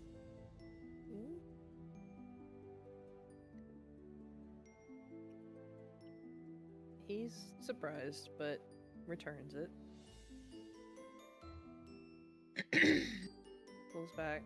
You're adorable, I'm gonna die. Lays his forehead against hers carefully with the horns. Thank you. You're the only person who has actually brought the horns up during kissing. Hey, that's what I do. That's what I do. Lays his forehead against hers very carefully, like I said, and he smiles. He goes, "You know, you got my first kiss." And I'll take your second, and your third, and your fourth, and all of them. Okay, but I only get yours back. It's Mhm. the deal. And I'm gonna have to warn you, if you're gonna date me, you gotta know, I am perverted sometimes. I don't try to be, it just kind of happens. Oh, no, I know. I think it's cute. But, you know, I don't want anyone else. I know the other one kind of, pulled a fast one on you, and it's been a little tricky, but I'm not him. The other Regina, one? what's your passive perception? Passive. Perception is 10. Alright, good. You do see it coming. Over Matt's left shoulder, you see the book slowly floating above one of the hedges. Oh my goodness. Dadgummit. Matt, you don't see a thing.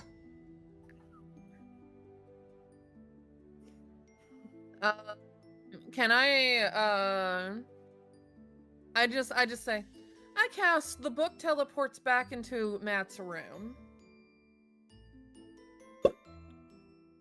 It just pops and is gone.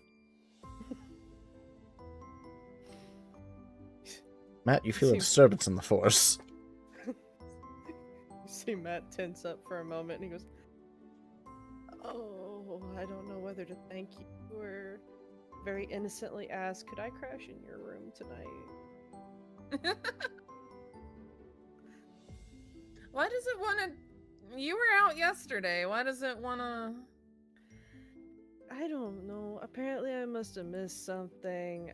Apparently I need to be force-fed information.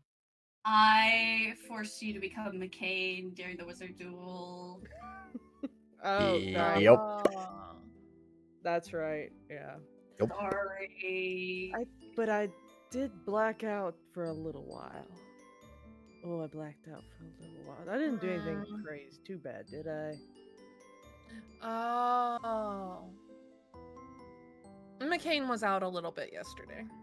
Oh, that explains the slightest little twinge over my eye. That makes sense. She like leans over, like puts a hand over your face to like make you close your eyes, and then gives you a kiss on your like right on your eyelid. There, I kissed it better.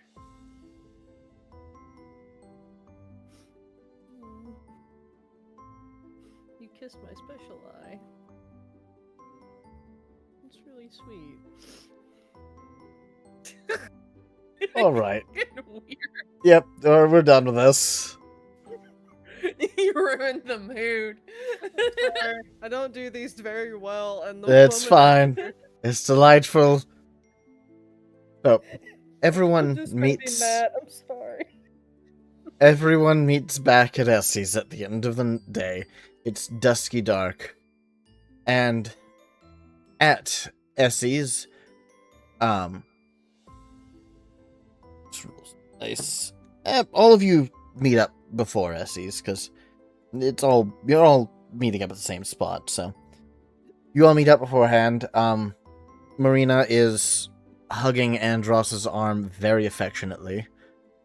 Strix is carrying Jelly again because she has refused to let go of him again. Yep. Okay. I assumed. I figured I had assumed correctly.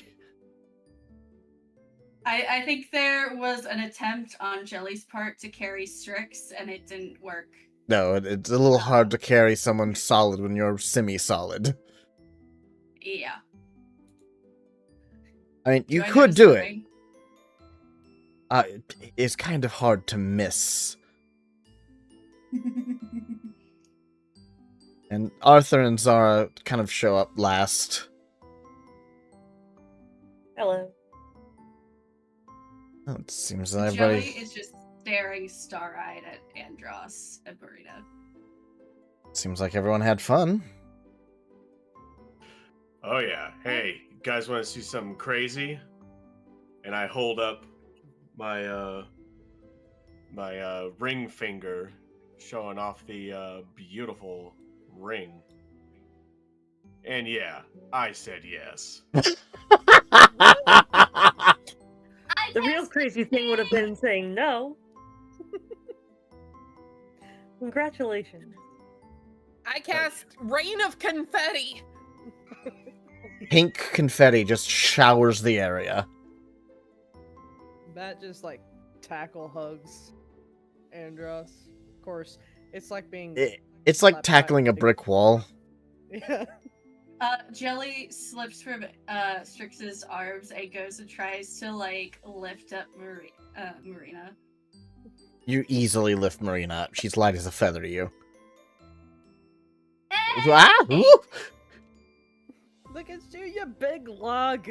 Look at you. My big man. Carl going in and turn the hug into a group hug. Zama, we need music. We need music. How about a whole engagement shower? Oh You yeah. do that. I cast party. Random lights start showing up across the entire street. Fanfare music is playing. Like it is now a party street. You're welcome. It's Dance Street. Almost. Yeah. Oh, like that other date. Oh, wait, yeah. Yeah, Yeah. that was a date too, yeah. Oh, perfect. I'll start playing that song. Ooh. As everyone just sort of just jamming out, like Essie's door opens up, and like a head pokes out, like a mop of black hair, and Joshua is sort of peeking his head out, like, what is going on? The Jelly just Just got lift. engaged. Yeah, Jelly's oh. lifting Marina above her head, like. She's Rafikiing Marina. Yes. Yeah. Like, Absolutely, 100%. Marina is trying her best to get down, but is unable to protest because every time she goes to speak, she's just being jostled around. I think Jelly does eventually pass her over to Andros with like. Jelly stares Andros down, like, carry her. Do not put her down. I'll carry If you her. put through her the down, threshold. I'll. Matt tried to pick up Andros, but you just hear him go, "Jeez, mother, sweet mercy." Nothing moves. He's just Not a single leg. You gotta help me a little bit. Come on. Come on. No. Arthur just gently pats you on the back. I don't think it's happening, bud. Oh, I shouldn't have missed the living day. He just sort of puts his hand on your back and a healing palm in order to heal your poor back-strained muscles. Ow. Ow. Just Don't worry, buddy. I'll get you tomorrow. I'm a little sore today. A little sore. I'm a little sore. That's all. have to find a potion of giant strength. All right. Oh, wait a minute. We're in a magic city. I cast super strength. Your arms have now grown to the point where your suit arms rip off. Holy shit, he's Chris Redfield.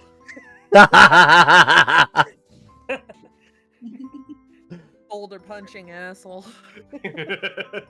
Andros, you're a boulder. Let's not punch the boulder.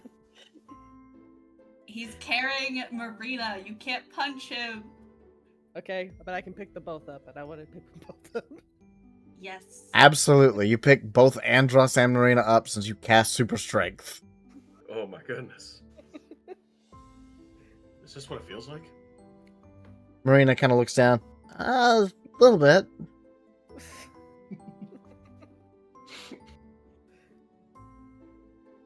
That is oddly cute. And Arthur just sort of like, emphasis on oddly. Why is the arms the only thing that grew big on him? Just, Told you guys I was oh, jacked. no. No? No. No. I'm jacked. I'm just gonna go play some music, I guess. I don't know what to say to that. Nope. I'm gonna make tea for everybody. I'm sure we can find somebody else to take over the music in a little bit. I'd like a dance too. Sure.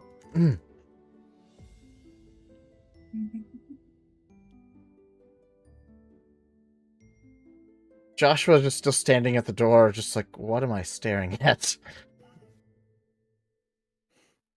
Ah, It's an open I'm invite party. You're welcome to join. all right, I guess. I'm in Rome, I suppose. What's a room? Ah, right. Old place. It's a phrase I brought with me. From where? Before. Would Jelly recognize it?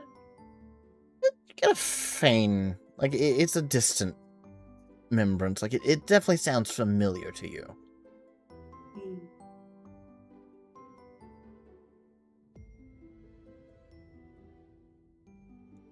Jelly's not interested on pressing it. She is interested in party time. Yes.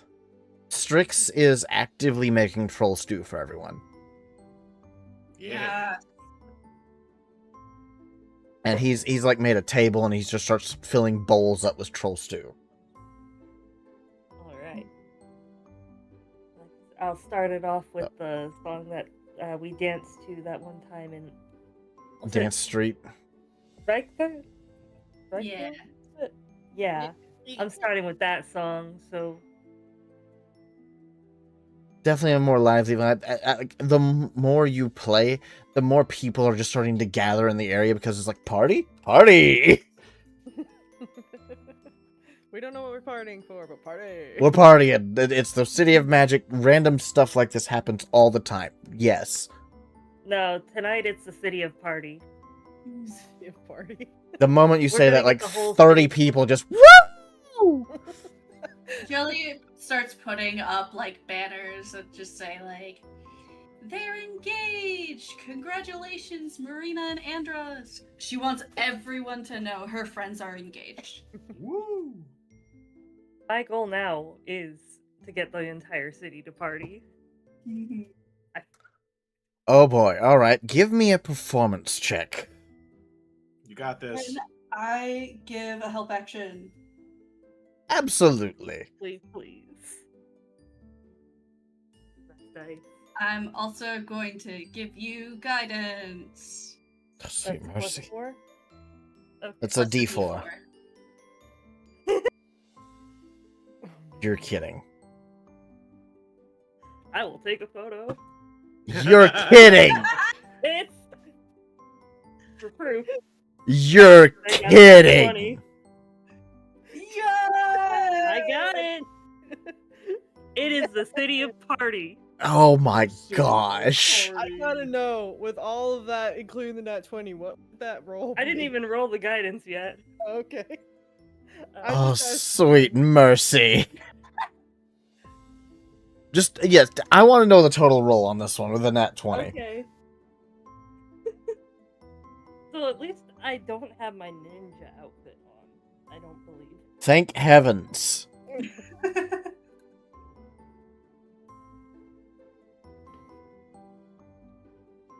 36. Crap! Oh, sweet mercy. Holy shit, dude. Nice! Damn. So, City of we're Party. just gonna set the scene here. You have started a domino effect. You have started a party that has gotten so out of hand and spread so far so fast that you have outdone the last time this has happened. Because this is not obviously the first time that the city has turned into a city of party. As you're sitting there playing, more and more bards start showing up. All of them from the Bard School of Tales. And they start strategically setting up throughout the entire city to play the same songs you're playing. So the entire city is playing the same song at the same time, via a magical link that they are making with the city itself. This party gets out of hand. Fast. I did promise Essie. Did? Congratulations, promise fulfilled. I don't think you understand how out of hand this party is getting.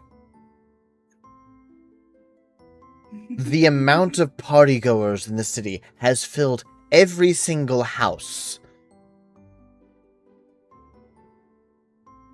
About 3 hours into this, it is nighttime, full nighttime, but no one could tell it is nighttime because of the amount of partying going on. I need everyone, real quick, give me a perception check. Just a straight roll. Perception. You're kidding! I got a 1. Okay. I Oh, love it when it balances out. yes, I karma have is a restored. 12. 12? I was too busy partying to notice a thing. Agreed. I got a 10. 10?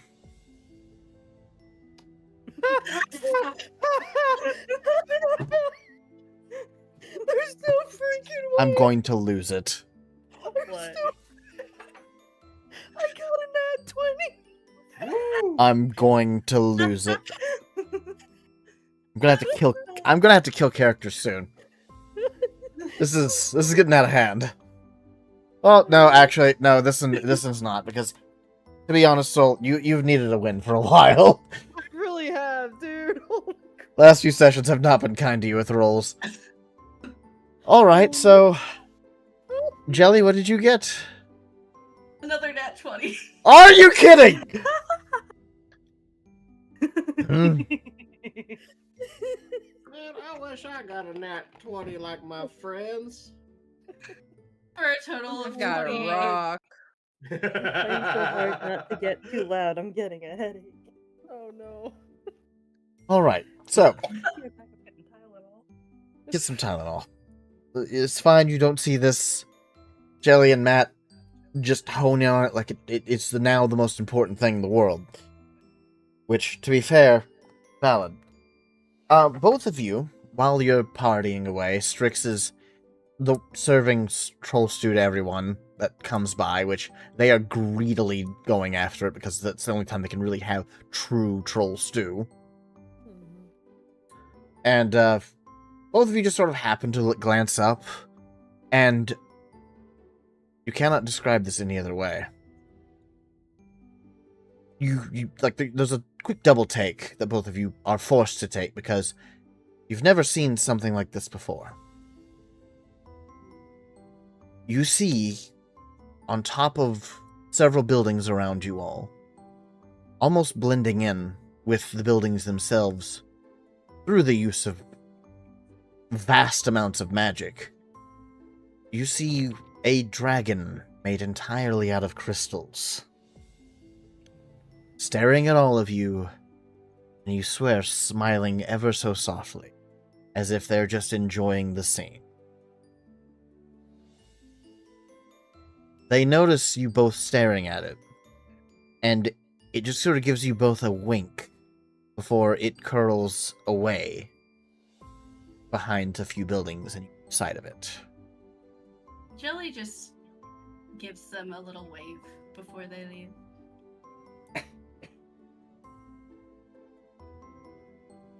Matt kind of stops dancing for a moment and kind of is like glancing toward it and like just like in awe and surprise. And once it disappears, he kind of like looks back to see if anybody else saw it too.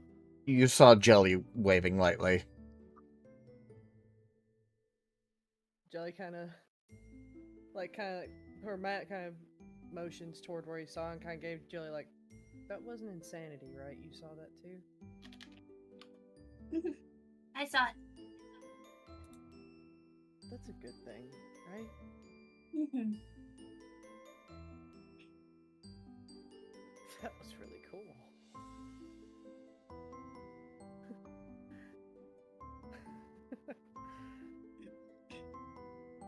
Tonight is for Marina and Andros, but she's definitely going to tell Regina about her family member tomorrow morning.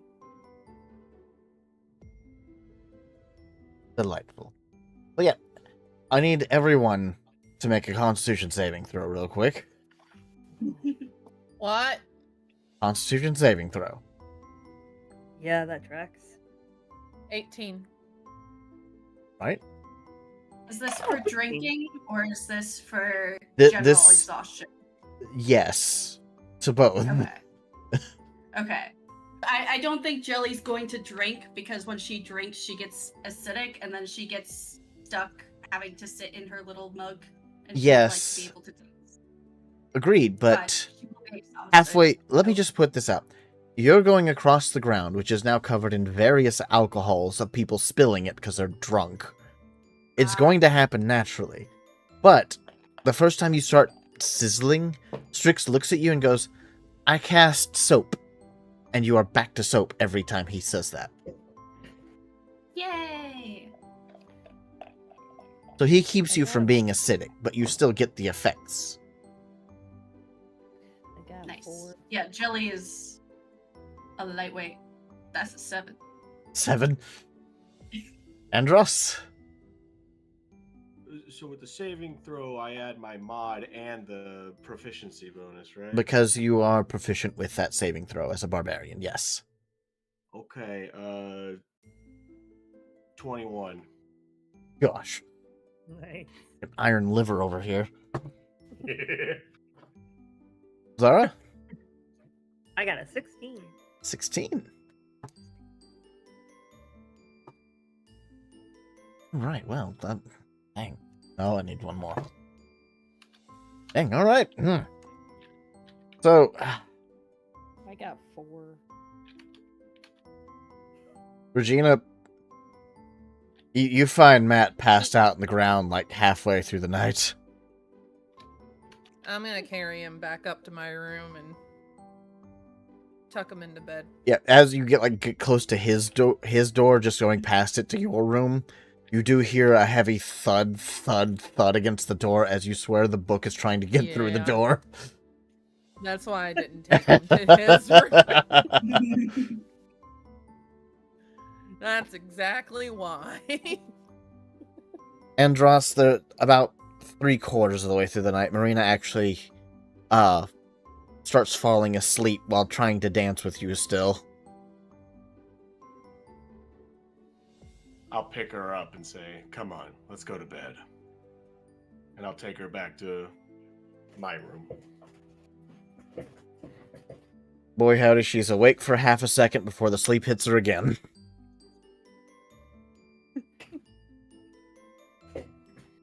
I touch Zara- her and I give her little bits. About halfway through the night, you see Arthur, like, going around and picking up unconscious people and, like, setting them down on bedrolls he's casting in the middle of, like, the sides of the streets. Oh. Always taking care of somebody. Just don't want them to get stepped on. Yeah, that's a good point. Maybe somebody should get them some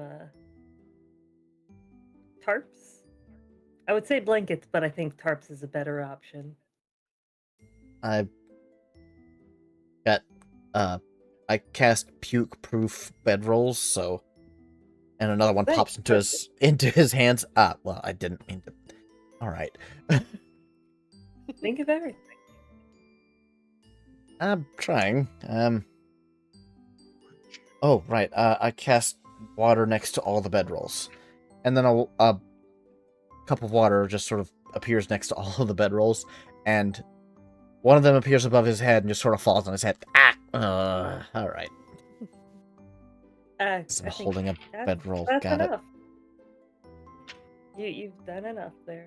Come on, let's dance. Alright. I cast dry clothes first. But you two pretty much stay with the party pretty much most of the night. Since he's not really drinking anything. Other than his tea. Yeah, Strix... gotta keep anybody awake.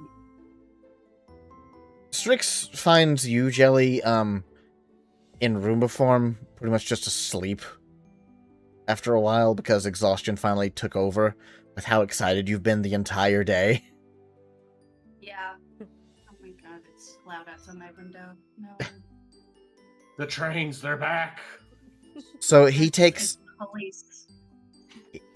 the bowl that you put on his head, and he sort of like gently scoops you into the bowl, Mhm. and then takes you up to your room. Mhm.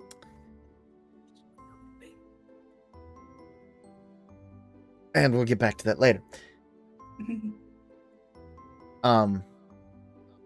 Zara, you and Arthur pretty much last most of the night until Arthur finally just says like he needs some sleep. Well, as he's just not going to be worth anything the next day. All right. I think that's it for me too then.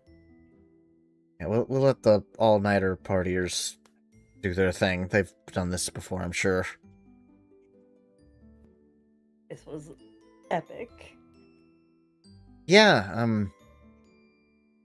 never plainly said I've never thought an entire city would be partying all at once. Yeah. I mean, I've gotten the entire tavern going plenty of times. but, Right, that's a tavern, like one small building with a bunch of drunk people, sure, but an entire city. Phew. You do feel a light knows? thud against your back, Zara, like 2 or 3 pats, almost. Maybe the song I write about how great this party was will get the entire world to sing. Well, pretty big. You got a whole city to do it. I don't see why you couldn't get the whole world to do it at least one day. Yeah, you never know. Good night. Good night. Thanks for coming with me today. It was Of course, really nice. anytime. It was definitely my pleasure.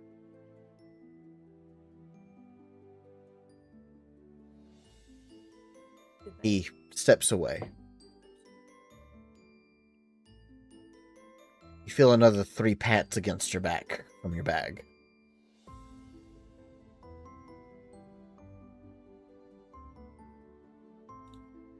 Zara's gonna go to her and then check the books. The book just says,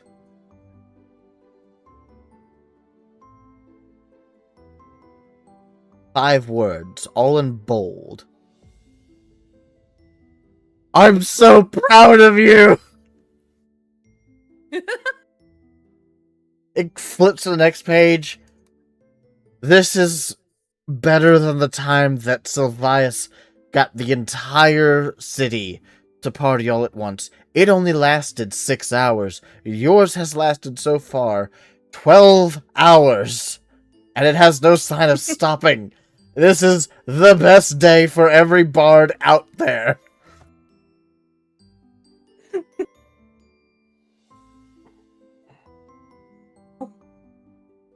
I mean, I didn't do it for you, but thanks. I did No. something I'm proud of too. Do it for yourself. That is the best way to do it. This is... Oh, you deserve a reward for this. Give me time on this. This is... Oh, this is great. Dad is proud. This is new. You have hit the bard milestone of getting an entire city to party. In this world, there like I have only said. been 4 bards to have done that. Just wait. I'll do something that no bard's ever done. It just says, bet.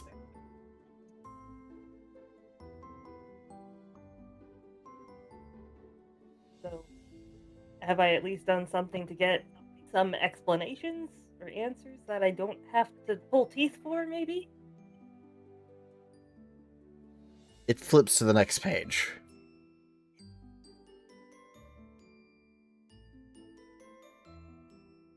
You get 1 question.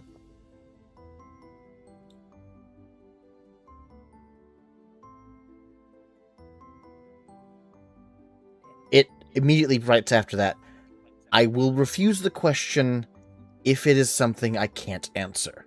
And you will get another question.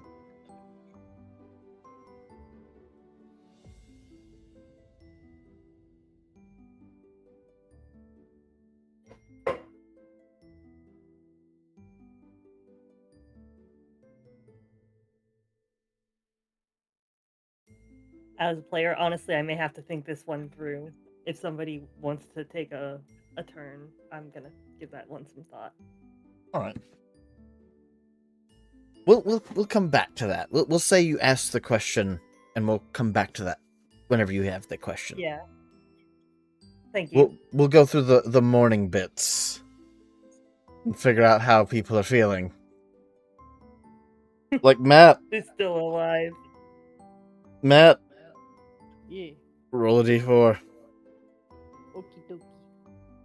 Who's the poor sap that has to deal with your mistakes? Part of me is really hoping it's Maderick.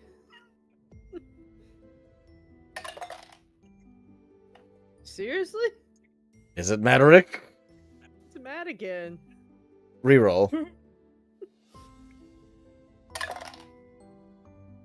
Okay, that time we got McCain. Oh no. Fun. So McCain. Can I say that he, at the very least, wakes up to a very cuddly Regina? Absolutely. Not that that's the first thing he's gonna notice. Mm. The first thing he's gonna notice is a splitting headache. And his mouth is as dry as a desert. You didn't have Essie there in order to keep you hydrated.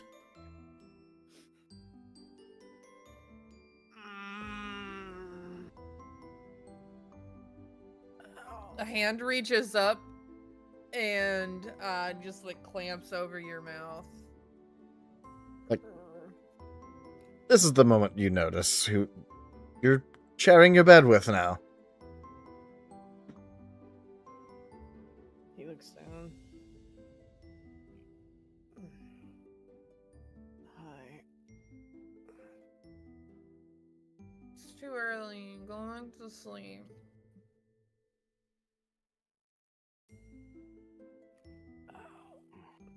My head really hurts. And she just opens her eyes and looks up at you. I cast a headache be gone. Your headache is gone. Thank you. She gives a thumbs up and like goes back to like bury her head in your chest. He glances down. Well, I'm not in the Lacey outfit, so. Are we in the Magic City? Mm-hmm.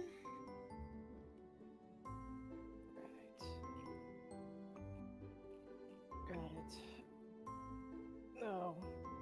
Okay. He just kind of just lays there for a little bit.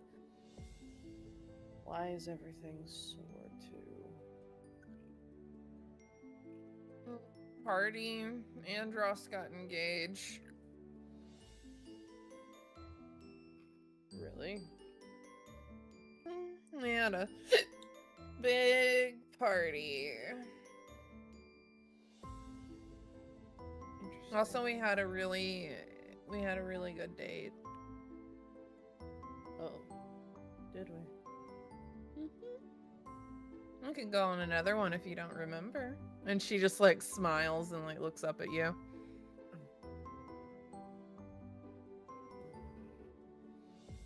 I haven't been on a date in a while, so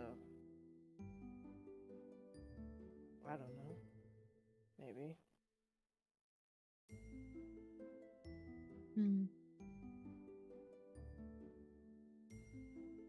You seem... Well, sounds like we're gonna have to go on like so many. And she like stretches like her arms out like at the so.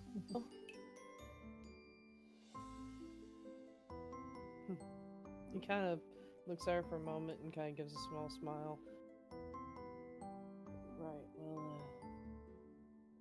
like, sure we can probably find time for something like that, I guess. A heavy thud hits the wall opposite of the bed. Your book keeps trying to get in. Another heavy thud, this time against the door. I cast Chill the Fuck Out book. You hear the sound of crackling ice and then a heavy thud on the floor. And then a much weaker thud against the door. Maybe bought you a little bit. Hello. At least a little bit of extra cuddle time. He just looks at her. The others confessed, huh? Of course. Which one was it? Ah. Yeah, he was never good at keeping secrets. He's the one that always got us in trouble. You really thought it was a secret that you loved me? He just kind of gets a little bit wide-eyed for a moment, and he looks away. I didn't say that. You can tell me the secret again. Oh, I seem to have forgotten it. Don't give me that. Give you what? I'm suddenly an amnesiac. Another light thud against the door. You better tell me quick before the book gets here.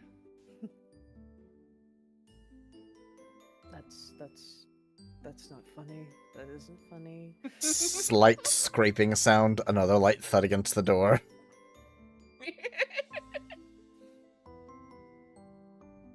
There's also the window.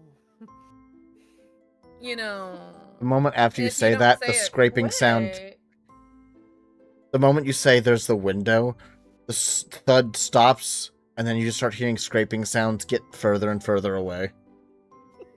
You see, I was going to say, if you don't say it soon, I could just cast Doggy Door. Do you want to see me faceplant? Possibly go through a wall? Is that what you're wanting me to do? I mean, I wouldn't mind seeing you face down on the floor, especially if it means face down, ass up, but... Alright, with that note, we're moving on. And you say I ruin moments. Jelly! I brought my special This is Regina. She has no fear anymore. Jelly! Mhm. You wake up warm. Comfortable. I need you to give me a wisdom saving throw. Quick. Wisdom saving throw. Alright.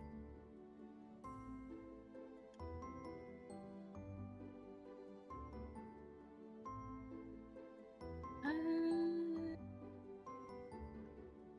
18. With an 18. As you open your eyes and look around, you don't see the room Essie lent you. See the room of a house that's so familiar. See trinkets just sort of hanging along the dresser corner. You see sheath with a sword laying next to the door, old and used, but yet still shined. Perfection. Bed is made of rough fabric, but it's comfortable. But then you see someone else in the bed with you, and everything snaps back to Essie's. And you see the sleeping form of Strix, who is honestly sleeping just in a position that should incur back problems, as he is sprawled out unnaturally. But yet, like, he's like lightly snoring. Not loudly, just enough for it to be just adorable. Mm-hmm. But one arm is directly underneath your side. As you can clearly tell, you've rolled over on top of it, and it has not moved since, despite the rest of his body just at some part of the bed that it shouldn't be. Oh.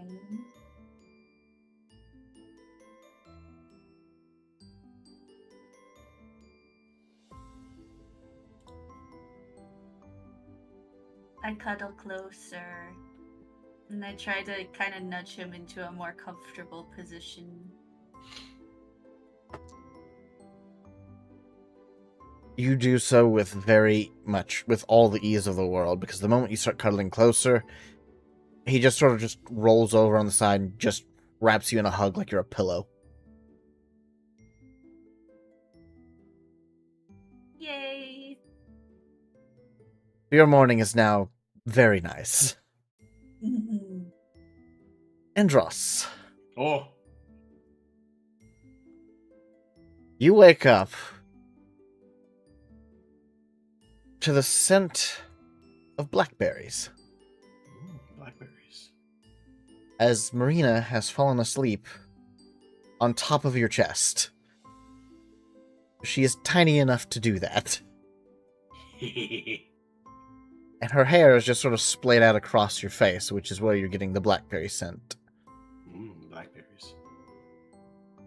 The black cherry scent, my bad. Black cherry.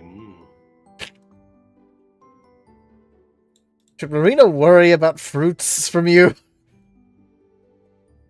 No, we're good. Yeah, that's how you wake up, with Marina just cuddled up to your chest, on your chest, and she used you as a bed.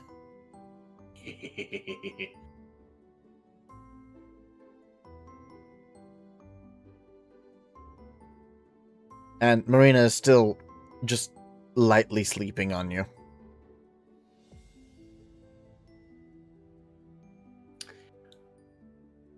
I'll go to wake her up.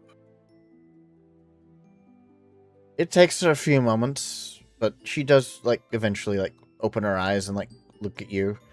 And she, like, looks around slightly. And she just puts her head back down on your chest. And then she just sort of bolts up, as if she's just, like, just now realized where she was at. And you swear you see the beginnings of her saying, "I'm sorry," about to leave her mouth, before she stops again, looks down at your left hand for confirmation, before she stops and just immediately kisses you. This is nice. Afterwards, she finally, like, rolls off of you and just smiles, and Andros, you feel your heart clench slightly with how beautiful this smile is. It is one of the few times you have seen Marina just so unabashedly happy. That's what we like to see, boys. That's what we like to see. Love, compassion, It's delightful. trust. Zara, you're having Good breakfast. morning. Nothing Yes, crazy I am. going on with you. You're just chilling with breakfast. Arthur's out there having coffee right now. Something Essie suggested to him whenever he woke up with bags under his eyes. But yeah, he's still like kind of Worse weather. zombified. He's like kind of zombified this morning, but he's getting there. He's waking up. I'll go and sit next to him and quietly wake up next. Like there's times where his Morning, head's you? just like dipping slightly. Oh, yes. Good morning. It was worth it. Indeed, Matt's got to get a different book. Book? It was across the hall from Regina's room, and that stupid book would not stop slamming itself against the door. Oh. I didn't think that was a book. I almost set the book on fire.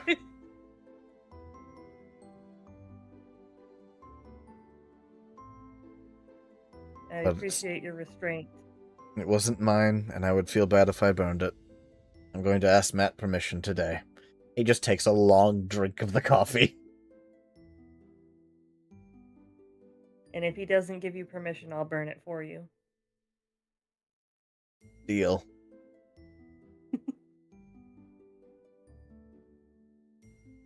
I'll be honest, I was like you the first bit. I was frankly a bit terrified. But It was weird, right? very. Thankfully, Essie did eventually come by and whack the book with a broom. But it only stopped it for about an hour or two. Oh my god.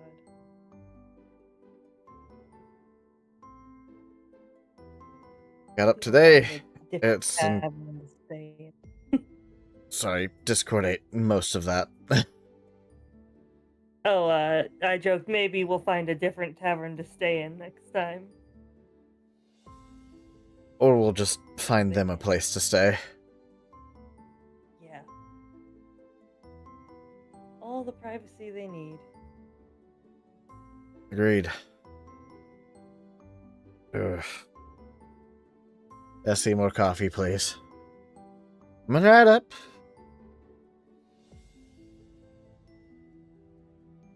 The rest of you start filing in one by one. You see Arthur nursing a cup of hot coffee. McCain, as you exit into the hallway, you see a scraping bit into the wood that leads outside of Essie's tavern. Oh no. The book is pissed. As soon as you walk in, Arthur just sort of looks at you and glares. I haven't even been out for 5 minutes. What could I have possibly done to piss you so soon? It's not you, it's your stupid book. Permission to burn it, please. You could try, but that thing is... Oh, you're giving me permission then. He definitely gave you permission. I'm gonna take that as you give me permission. Like I said, you can try, but... That's permission. We're done. Good morning. Morning, Arthur. Ugh. Did it attack you or something? What's your problem? It's been thumping all night. At first, I thought Andros and Marina were, well, Or what? celebrating. Really hard. Anyway. But then I heard it was the book. He kind of stops and looks to where, like, the book is making, like, a... thump, thump. No, you can't hear it. It went out the door of the tavern. Like the Okay, so it's scraping... gone. Yeah, the trench it made in the wood leads out the door of the tavern. I hope celebrating doesn't sound like that. Oh no, that was after I turned it into an ice block. I thought that's what that was going through here. Where is it going? Cass, let's just get this over with. That's a great idea. I look over Regina. It's still ice. You... I cast set it on fire. Alright, so two things happen in quick succession. Oh McCain, I The set it book. on- no. Ice book. the book appears in front of you, encased in ice, that is suddenly set on fire. I need you to make a dexterity saving throw. I cast to make it normal. I really need you to make a dexterity saving throw real quick. Okay. Good luck, buddy.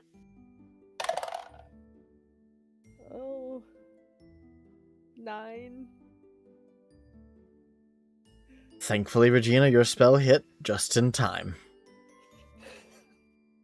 That ice, flaming ice, barely touched the tip of your nose, McCain, before it all vanished, and the book opened up and slammed into your face and buried your head in the wall behind you.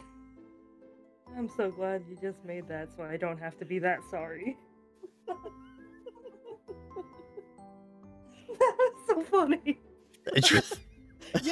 Yeah, flaming book of icy hot comes at your face. Yes! You should be sorry. You made medieval icy hot, yes. Oh my god, that makes a good story.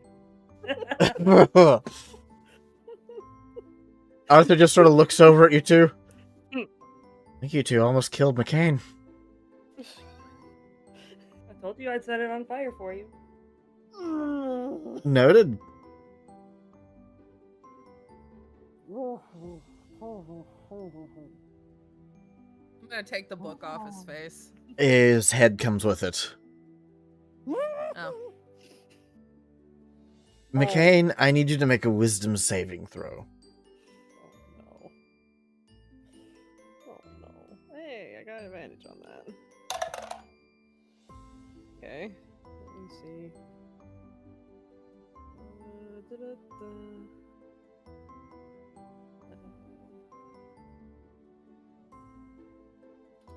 23. Good. You feel this book is trying to infuse knowledge into your brain directly.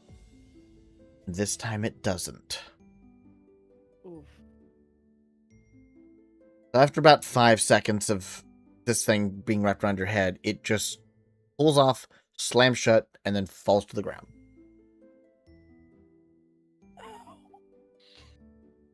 Oh. He glares at the book. Okay.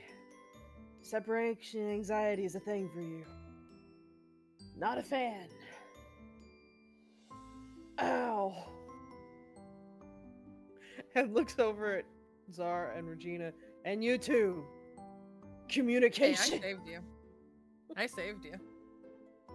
You said this one says cast on fire. This one says let's get this over with. What did you think would happen? She You shrugs. said we could. She shrugs and like takes your hand and like leads you over to the counter to eat breakfast.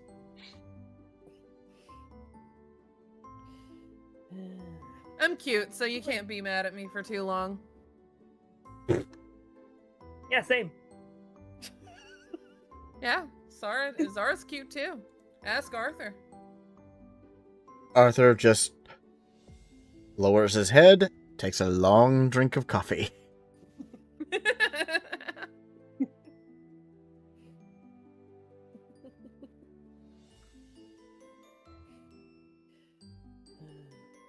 He looks over. Andros, you have Marina just not letting go of your left arm. As it should. The rest of you basically see like miniature hearts just coming off the top of her head the entire time. And she has just not stopped smiling the entire morning. They may need another day off.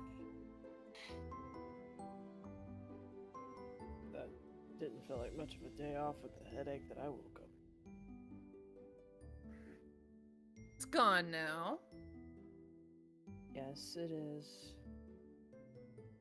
Thank you.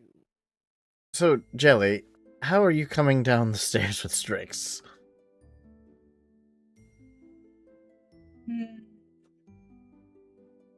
Because I will tell you, Strix was highly embarrassed that he actually shared a bed with you.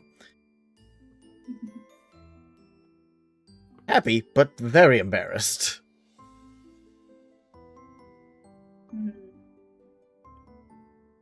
I'm making Princess carry me down the stairs again. Cool. Yeah, he's got a red face, but he's still doing his due diligence, that's for sure.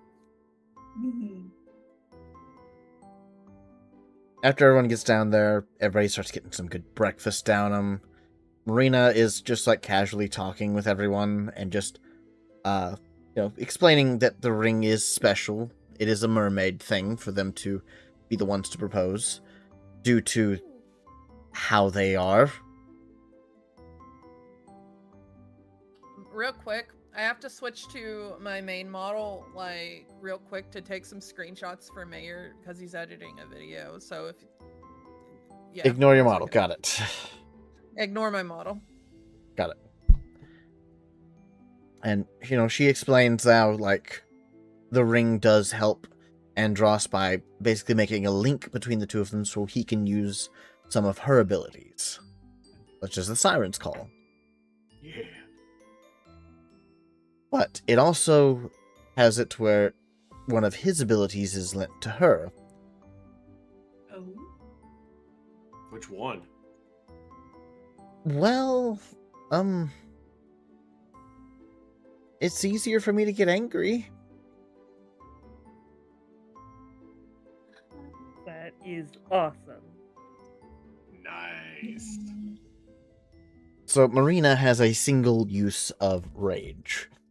Hey. Yay! Best watch yourself there. Oh, I'm not normally an angry person. I get it. I meant Andros. Hey, don't worry. I'll be careful. Regina, please smack him for me. Regina smacks him. Thank you. Ow. Ow!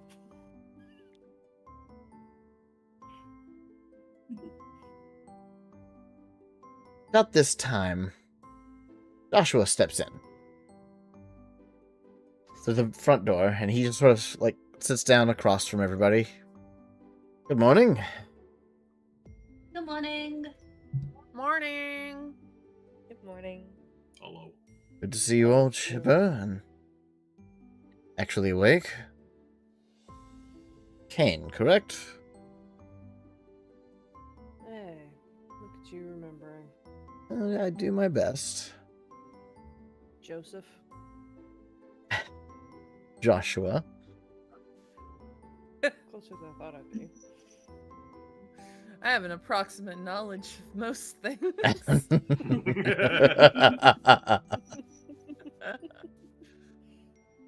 Good morning to you all. I just wanted to inform all of you that I have completed my business in this city, and whenever you are all ready to fulfill the task that I gave you all, please let me know. Mm-hmm. Jilly starts eating her food slightly more frantically. I don't see any reason why not to get started on that. Well, after breakfast, of course. Of course. You're welcome to join us. I've already had breakfast. I had to finish one last meeting this morning after a heavy dose of anti-hangover for them. By the way, Zara, congratulations. You've beaten the previous record of longest party in a city. I know. It was very satisfying. Imagine so, but you beat Sylvius' record in this city. Granted, his Maybe was... they'll change all the statues to me. I don't think that's going to happen, but his... You did it on purpose, he did his on accident. Okay. What was his party celebrating? It was celebrating grog drink being served in the city for the first time. Oh. Yeah, that makes sense, actually. And he Surprised started... It only lasted a couple. Well, it only lasted about 10 hours, because that's how long it took for everyone to take a drink of grog drink. Yep. It's It's a little potent. little. All right. So Joshua just sort of sits in the back while the rest of you are just talking over breakfast. And he's actually just going over a map. Nothing fancy. Arthur finishes his second cup of coffee, takes a few bites out of his breakfast, and just, all right, I'm gonna get my armor back on. I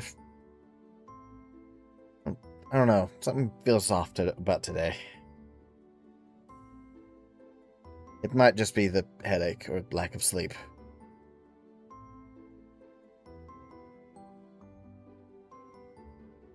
Does something feel off today?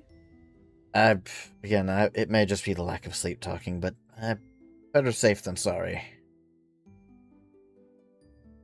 Yeah. Does anything about this day feel familiar to me? No. You don't even a wisdom saving throw even for this. Because the City of Magic was never a part of those timelines for you. 10. I said you don't need a wisdom saving throw. Oh, Discord cut out, and you said, and it sounded like you said, Make a one. need No. wisdom saving throw. Right. Yeah. No, the City of Magic was never a part of any of your futures.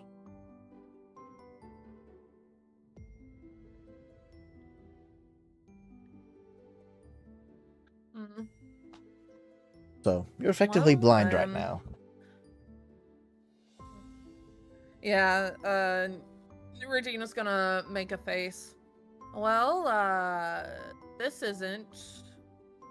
We never made it here in any of the futures that I ever saw, so maybe we're on a good path. Fingers crossed. We can always hope it's a good sign, but generally if somebody's instincts are telling them something's odd, well, we'll just be on our guard.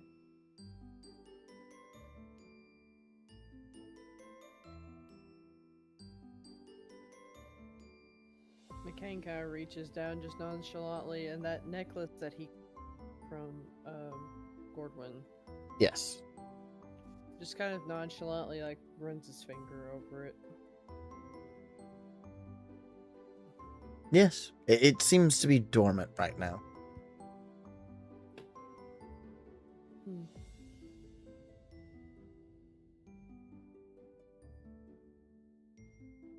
You said whenever I put on this necklace that I lost something, right? I just don't know what it is yet. Yes. I'm gonna take the necklace off real quick. Give me a wisdom saving throw.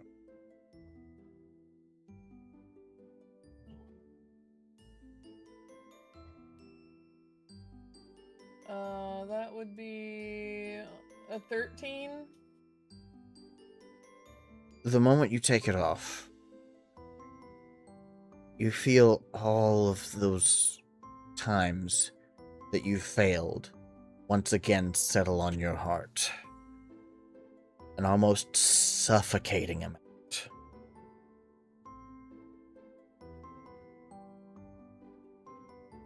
Fear has settled back in. I immediately put it back on. All of it vanishes away once more. And I take a deep breath. Okay, we're never taking this off. Kane raises an eyebrow. What's going on with... And he kind of sees her face, because I'm pretty sure she's had that moment of panic, right? Oh yeah, she goes white as a sheet. He looks at her concerned and kind of turns more toward her. What's wrong? Nothing, as long as I keep this on. He looks at it. Where did you get it? Gift from Snowflake. I got it at a shop. You did. Mm. The old man. No. Yeah, I asked Snowflake for the same thing, and nothing happened. That's right. I remember now. I remember why I did that. He glances down at it. Huh. You had that long? A day. And it's not harming you? No. What's harming me is not being me.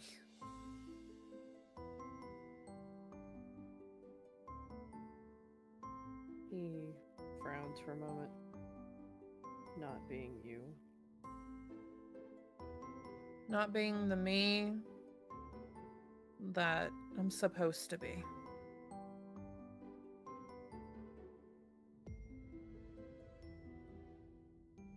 Rix gets up from his chair. Sorry to interrupt everyone. I do have to get back to Grob home. We have a family member coming up today, so I gotta get back. Who's visiting? Oh, it's what's their name? Say Spotty? Rudy? Or with an S? Was it an E? Bucky? No, Sparky? it's not Sparky. Maybe it started with an E. Oh, it was Stone something. Stoneblade? That sounds about right. Edge. Right! Pops! Ah. Well, He's supposed to be. sounds like you're going to be very busy then.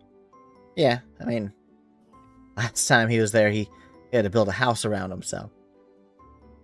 Mhm. Well, sounds like we've got stuff we gotta do here, and you've gotta get home. It was nice, going on a date with you and staying the night together. He immediately blushed as that, but Thank you for the necklace again. oh, of course. Just As she gives him a kiss. he, of course, kisses back. Once again, without even activating share love, you immediately feel it. Yay. And he takes a half step back. He's like, just, if you start to get in too much danger, just take one of the pearls off and crush it, okay? Okay, I'll come run. thank you.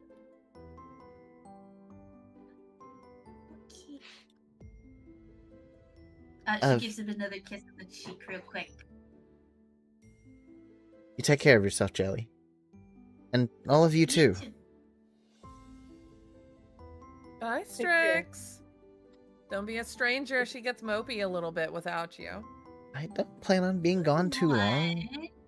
Well, I get mopey, too. Okay, well, as long as it's both of us, then I don't feel as weird. It's not Okay, weird. bye. Bye. And he gets the key from SC, opens the door, and it opens up to Grubhome, and as soon as he walks through the door, about 13 hands grab him and just yank him through. With about 1,000 different variations of, alright, what happened?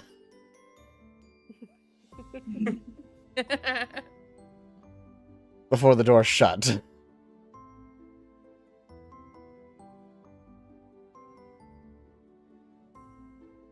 Arthur finally came back down the stairs, dressed in his full armor. Alright, I'm ready for the day. Oh, boo. No gun show. Hey, you've got your own to look at. I was mourning for your sake. I don't mind the armor. That reminds me, where are my sleeves? I cast Repair Suit. And your sleeves came back.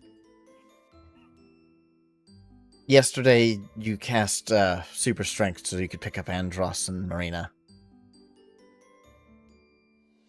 Right. It was the stupid one, wasn't it? Matt, yes. You'll have to be more None of specific. you, she glares. None of you are stupid. I just look at the others like. I mean, Joshua just shrugs. I can't give an opinion here.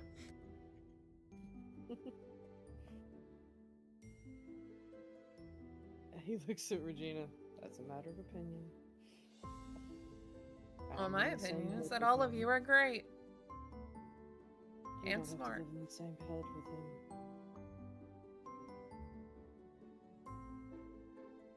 No, I'm glad that I don't have to, because if I lived in the same head with them, then I wouldn't be able to do this. And she hugs you and stands on her tiptoes to give you a kiss. He still not quite there yet. Kind of turns his head so she kisses his cheek. Aww. Joshua just sort of rolls up his map on the table. Alright, as fun as it is to watch teenage love again. Hey, I'm not a teenager. I'm a full-grown adult woman. The way you've been acting.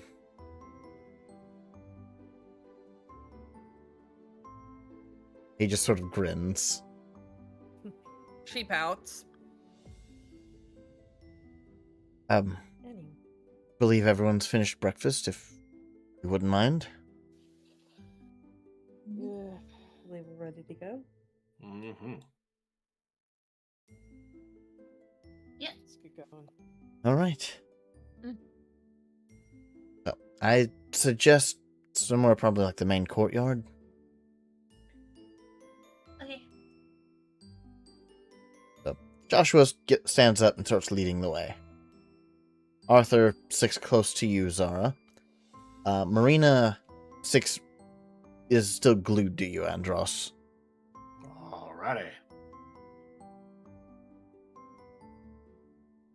And the courtyard at this time of day is just, it's rather empty. Like, there's not really anyone else here. People are still getting up, moving about, going about their day. But this particular section of the park is just, it's pretty empty of people. Alright, I think this would be a good spot. Lots of magic around this area.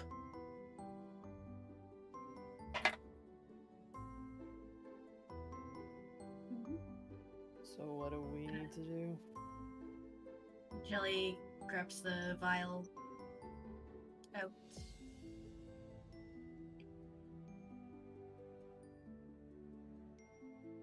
Joshua just leans against his cane. Time you're ready. You just open it and He'll do the rest. okay. Jelly. Make a wisdom saving Opens throw the for me bottle. real quick. Okay. I had to make sure you had the intent to open first. Mm-hmm. That's not great. 15. As your fingers touch the stopper on this vial,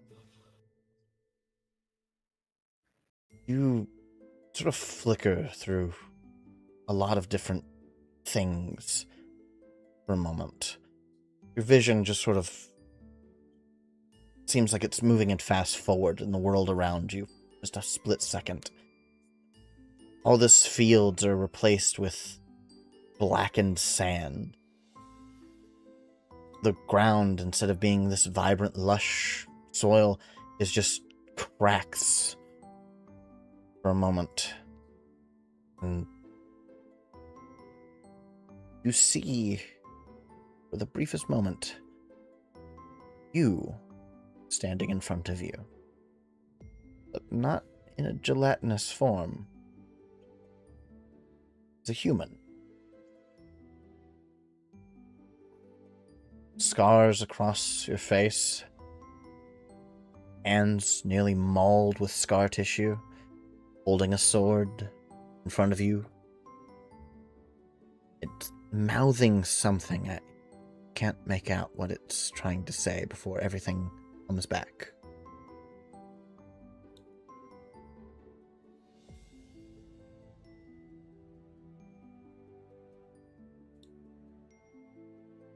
You have loosened the stopper on the vial.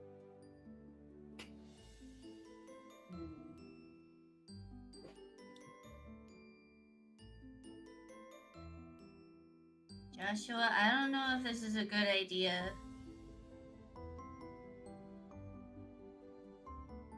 It's the only chance I have of being able to kill the bastard. Yeah, but I just got like a really, really bad vision. I'm gonna guess it has something to do with, like, Deadlands or something. Yeah. Like, I know that's like a vision of before, but are we sure it's not gonna do that here? It won't, because I'm not going to let it. This world is my restart. I don't have to be that. Think of me as just... Go ahead. So maybe you wanna get the magic swing ready. The rebound one? Yeah. Yeah. I'll be holding my loot at the ready and standing a safe distance away. Do remember that rebound string only works for 6 seconds. Like that.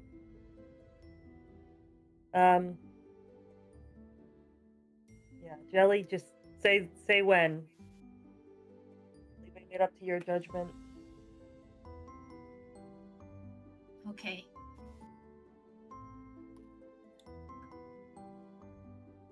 You sure, Joshua? I am.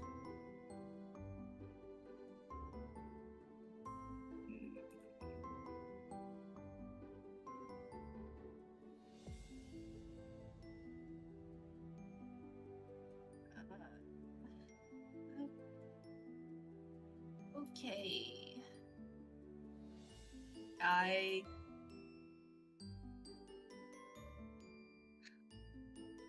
Five, 4,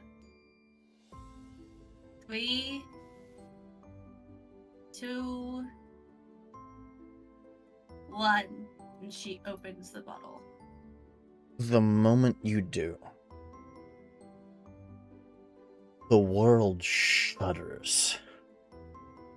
You see all the magic around you condense and start just shoving itself into that vial. All of it just rapidly being sucked in, like it just made a whirlpool for the magic to just suck in, like it's a greedy black hole. The vial itself rips itself out of your hand and goes up into the air. More and more magic is just being pulled in and pulled in and pulled in.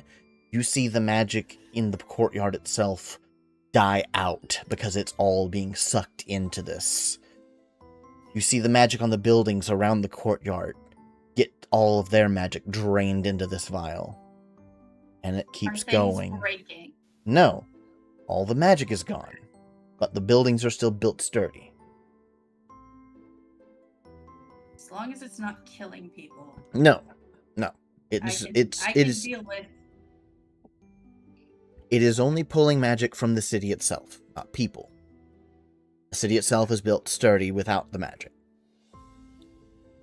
So, you do see, though, that this thing isn't stopping, though. See, about 5 buildings out, it is still going. This thing starts pulling in such a vast quantity of magic, you see the edges of the city itself start to darken. And Joshua... Joshua lets go of his cane and lets it fall to the ground. Just takes a deep breath.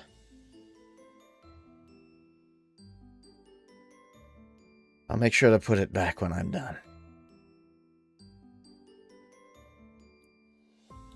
Can I insight check this fish? By all means. I'm Now, gonna incite that bitch. I'ma insight that bitch.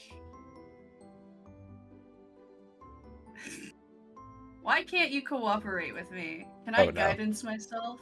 Can? Okay. Here's a d4. Any d4, sure. That one's fine. Okay.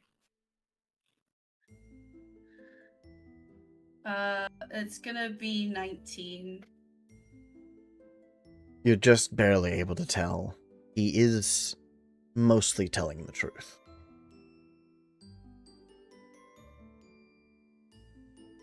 He definitely has the intent on giving the magic back. But he did sound a little off whenever he said, "when I'm done."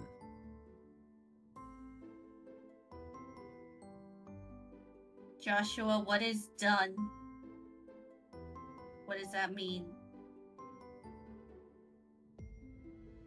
It means I may have to kill a continent in order to get rid of him. Not this one, thankfully, but...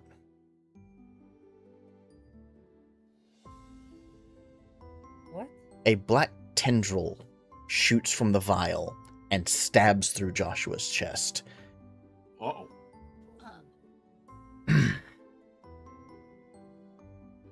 Just like the darkness, the bastard has infected hundreds of thousands, maybe even millions. All those he calls his Platinum Knights. Another tendril shoots out and hits him in the shoulder. It is an all-consuming power. But yet it is not like darkness and magical in nature. His is more biological. Like an infection. Several other tendrils stab through Joshua's legs, his other shoulder, one through his neck on the side. The vial has disappeared as a growing darkness has come from it, forming an orb that is just continually growing. And Joshua starts being pulled up into it. And so I may have to kill all that he's infected to ensure his death. I don't know if that's a good idea, Joshua. Don't have a better idea. Maybe we could talk about it. Maybe we could workshop it for a bit, right? He is pulled into the orb of darkness. Several seconds pass, and the orb, all the magic finally stops being siphoned into it. But you can plainly tell the entire city of magic has lost its magic. What did we do?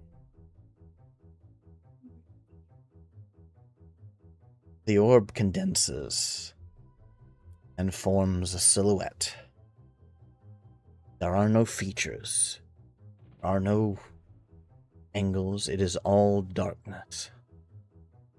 And then two glowing yellow eyes open. Head should be. But everything around it just seems like that darkness is just sucking in the light. Everything around it. You don't understand. This creature that makes himself seem human is far more dangerous. The sooner he is put down, the more lives will be saved. You're taking them in the process. And yet the world will survive. If I don't do this now, the world may not survive. His goal isn't the people, his goal are the beings above people. Very gods themselves.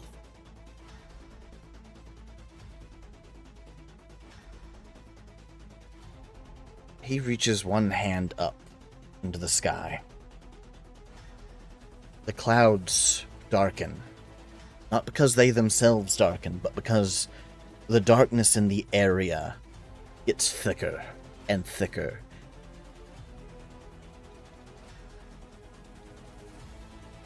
It's going to be dark for a while.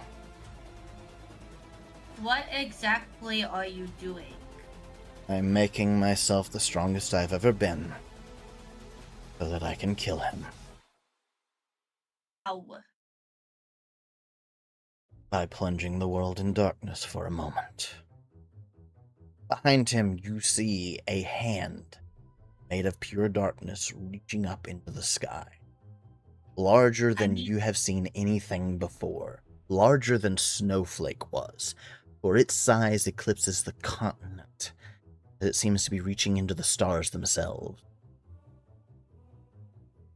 Joshua, I mean, how are you going to kill him?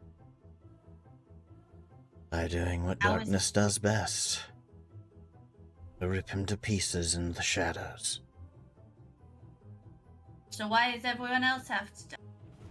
Because he is a part of them. Wherever his infection is, he is. I said, darkness corrupts.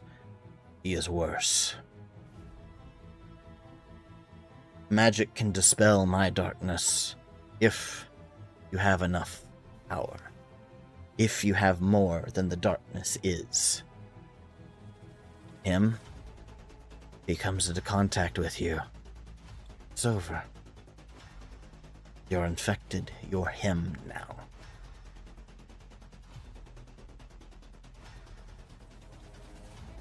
You saw it yourself. How those Platinum Knights fight. How they don't go down when they're supposed to. How their bodies fade in platinum. We've also reversed an infection. I don't think you have. The hand reaches up and starts covering the sun. Jelly is going to use message to Zara. 1 second. I'm going to actually message you, Rona, what Jelly says. I think that's been longer than 6 seconds. Has been unfortunately longer than 6 Yeah. seconds. I know it's been longer than 6 seconds. I'm very scared.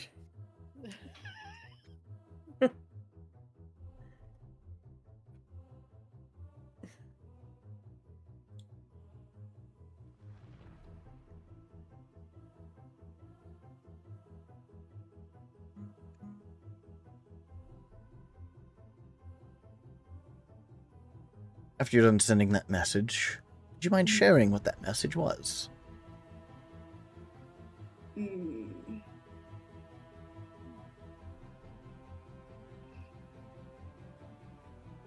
Jelly tries to say to Zara, I'm trying to get as much info out of him. And then we use the second chance swings and start the whole day over.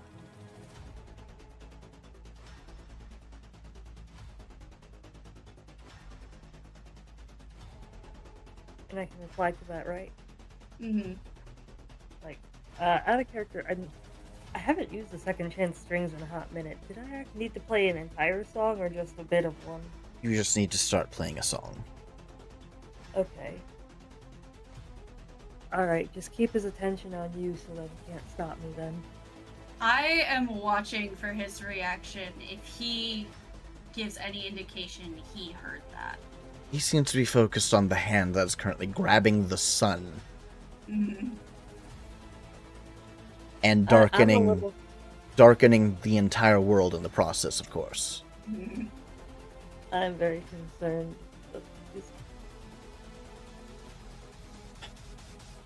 You see, I've been through this Happening. before. I know exactly what his plan is. I know exactly how he's going to execute it. The rate he's going, no one will be able to truly stop him.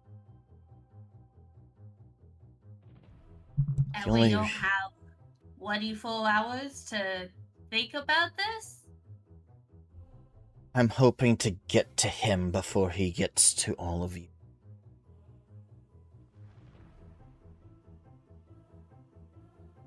We're right here. Yes, you've been followed this whole time.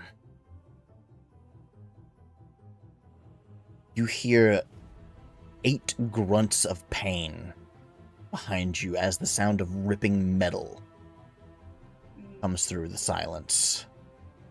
And you see 8 platinum knights spiked through the chest, held up in the air 10 feet, that just sort of appear on these blackened spikes. What the fuck? You really think he would leave anything to chance? He's had eons, millennia, to study this world.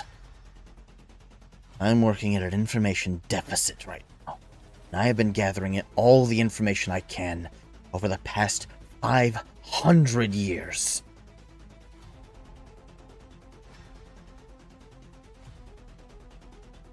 Are you sure this will work? I know that by the end of this, he will be dead.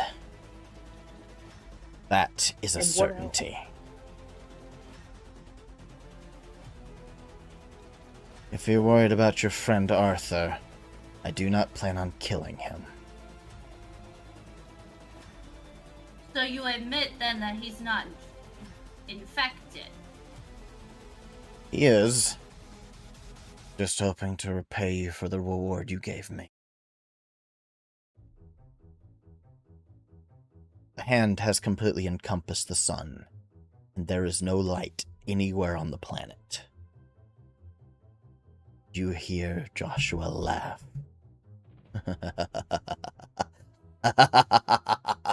Now. Come now, Grandmaster. How does your power fare when I'm at my strongest? How do you stop the tide of darkness? How do you stop the night from coming? Start playing. Despite the entire world being shrouded in darkness, you do see the 2 yellow eyes still. They focus on you, Zara, the moment the first noise is being made from your loot. I need you to make a dexterity saving throw at disadvantage. Hold on.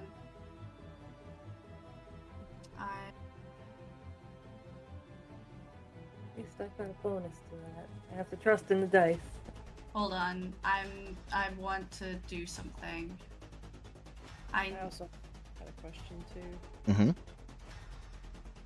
Me being a shadow sorcerer, does this have any effect? Right now, McCain, you don't believe you could run out of spell slots. You have never felt more powerful than you do right now.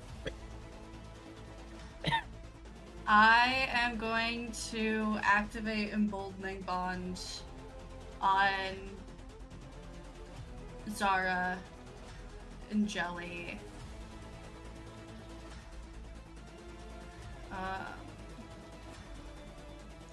And how many? I can do 4. Zara, Jelly, Matt, or McCain, and Andros are all Alright. going to be. And what does that do?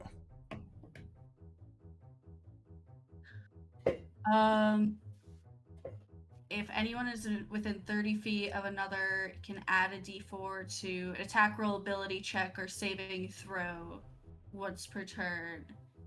Right, so you get a d4 added to your dexterity saving throws. I'm also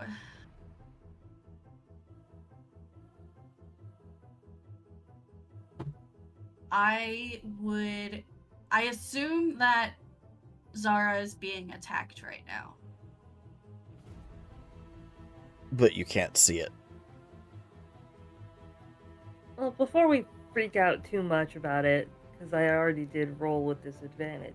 Hmm? The lower roll was a 12, and I have a +7, so hopefully a 19's good enough. Did you add the D4? Oh, you want the D4? By all means. 4 You need all the help you can get. makes it a dirty 20. Right? One of the features of my emboldening bond at the strength I am now. Mm-hmm. When a creature affected by your emboldening bond feature is about to take damage, a second creature can use its reaction to teleport into space within 5 feet and take all of the damage instead. Right. Don't worry, that's not the case here. I'm trying to take the hit. Right, it's not damage though. See what happens. So Zara,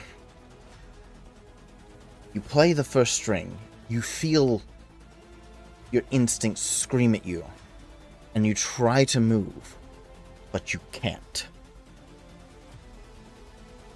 Your entire body feels like it's being hugged on all sides to hold you in place.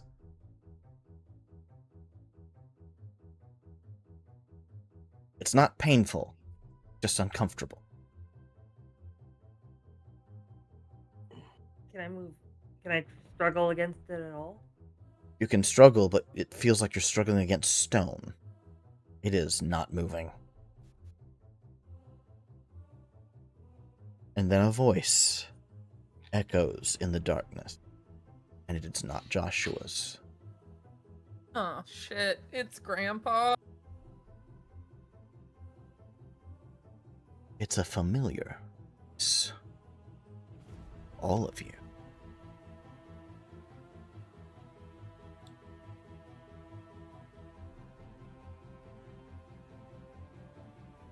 Why would a killer of gods waste speech on something as lowly as the creation of shade?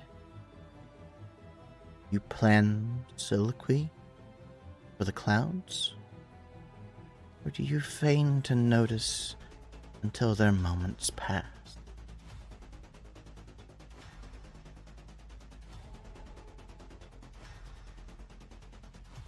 And then you hear coughing.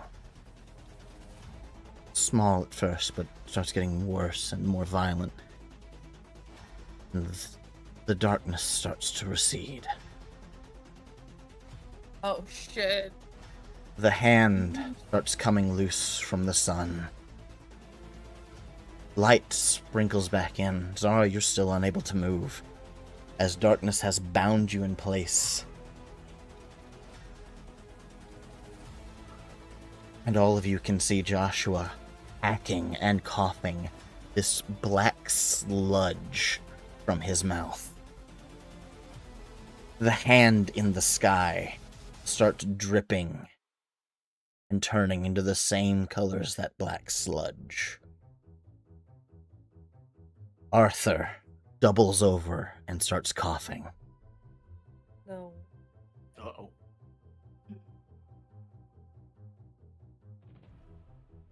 He immediately starts moving away from you, Zara. Jelly, you see from his chest a blackened mark starts to spread across his golden armor.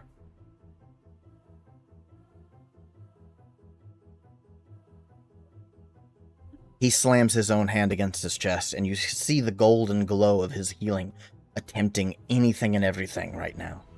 But none of it seems to be stopping it.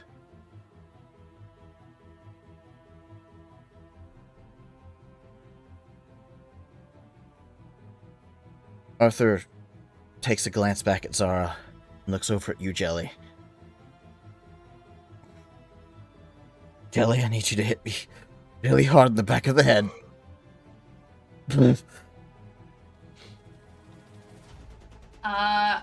Yeah. I go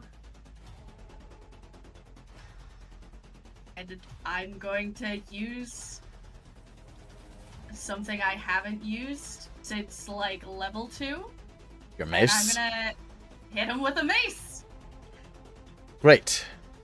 Make a dexterity saving throw. Cool. That's great. Wish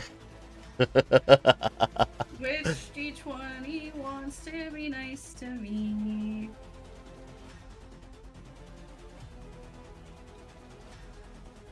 You know what? We'll go with the friendship D20 because it's friends.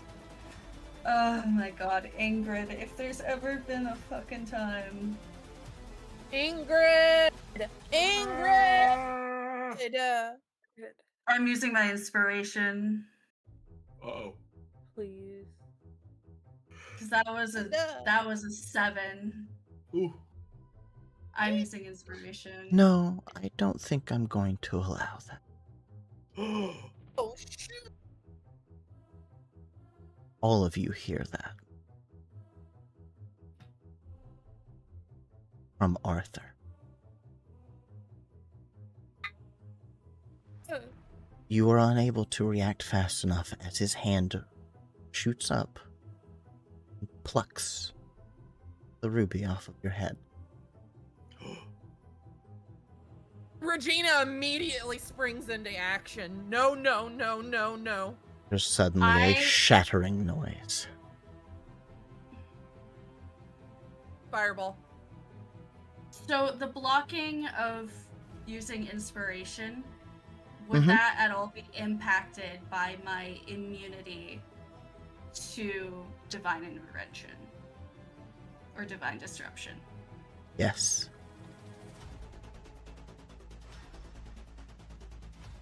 So I can't use the inspiration still? Yes. This is something else. Okay. You cast Fireball, Regina. Arthur. Yep. He holds a hand up and grabs the fireball, Well, that's not good. and it stays in place. And then he looks at you, Zara. The darkness has stopped holding you. But you can't seem to move your fingers to play the string. And you can't seem to look away from Arthur right now, as the eyes behind the visor of his helmet are not his. Can Regina rush to go try to pluck the string? She is desperate for this not to happen. You choose the book or the string.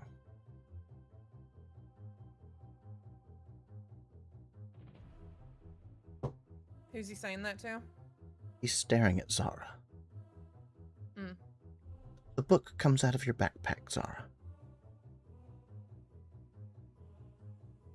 Pages flip for a moment. A flash of light. A giant statue appears just off to the side. The rest of you easily recognize the statue as the statue of Sylvius. Ed looks down at Arthur. It holds up the stone lute and plays.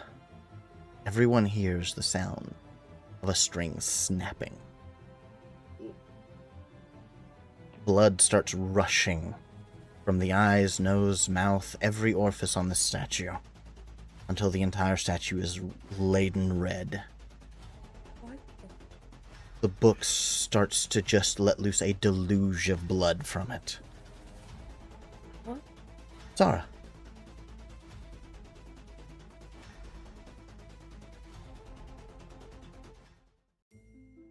Wake up in bed. Oh my god. I'm gonna get up and I go find Arthur. Arthur's sitting at the bar, nursing a cup of coffee. Have you seen Joshua? No, I just got out here myself.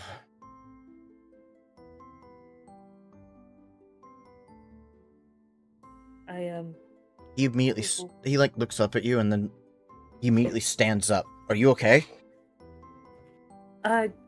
We're Blood. what? Your backpack's bleeding. Are you okay?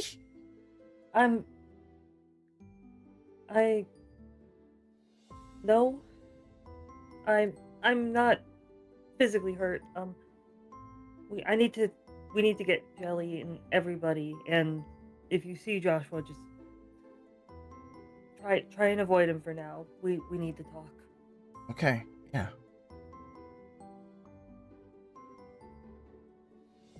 I'm gonna rush upstairs and start Start pounding banging on the doors? door to Jelly's room.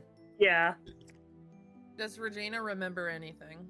All of you remember. Oh no. Oh no. For the first time, all of you remember.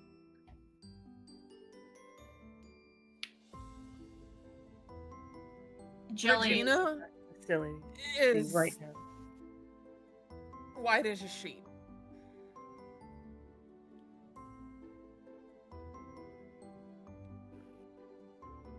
I sit straight up. I look at Regina. No. This can't. This I never saw. We were on the right track. We can't. You remember? And she looks up. She looks up at McCain. We can't. I Bad. That was suddenly just grab her face. Mitiari. Stop. Breathe. Arthur, Yeah, what's going on? you don't remember? Remember what? You said that Zara's backpack was bleeding. Very much so, yes. Jelly is digging through your backpack right now. Zara's entire backpack is just full of blood. Is just gonna hand the backpack over to you, and Yeah, you do find the book, and it Arthur. is still bleeding. I am going to delicately try and clean up the blood like I did last time. It's going to take time. Yep. I look at everyone. We need to get out of the city now. Jelly.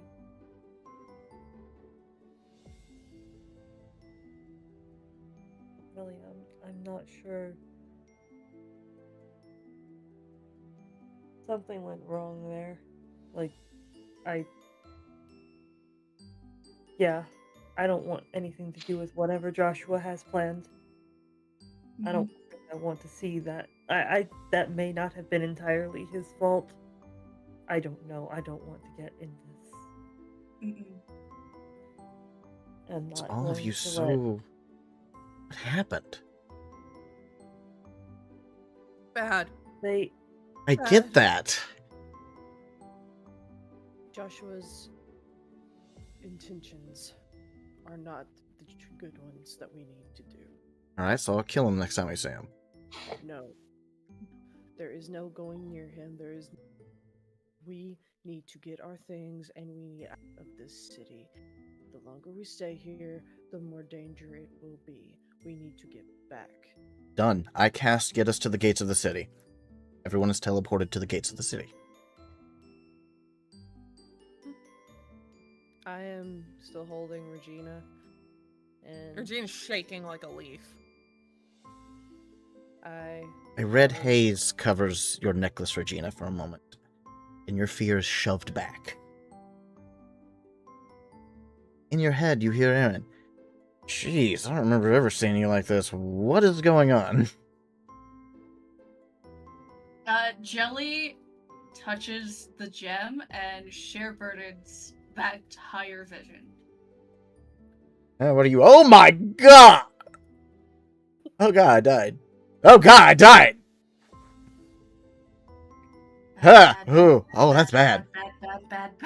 Oh, that's real bad. Oh, that's super... Oh, I see what happened. Oh, that's bad. Oh, that's diabolical. Wait a minute. Oh, wait, that... Oh, they're so confusing. Okay, So we need to ditch Arthur, right? Excuse the fuck out of me? He's infected. We're ditching Josh.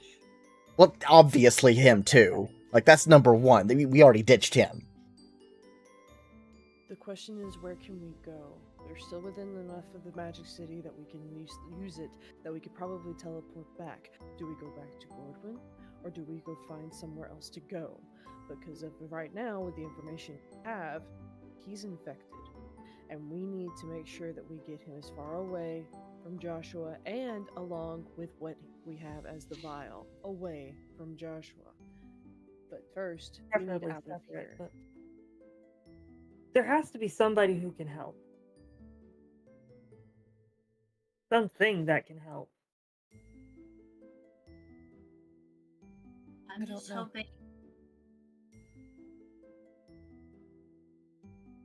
I think we have one person, and I'm just hoping that he isn't dead. Jelly is just staring down at the book. She's just sitting on the ground, delicately wiping blood off pages. Real quick. Fuji was taking a break and stepping away from, correct? Yep. I look at the others, and we're still in the Magic City, technically, right? We're just kind Oh, of... yeah. I cast Bring Fuji here. Up right next to you. Ah. I look at him. It's a long story. Very long. Here's what we need to do. We're leaving. We Okay. had a good time. Yeah. We will explain later. I look Cool. at Jelly. Are you okay enough for us to get out of here? All of you. That doesn't go for just one. Wait, What was the name of that town that we took?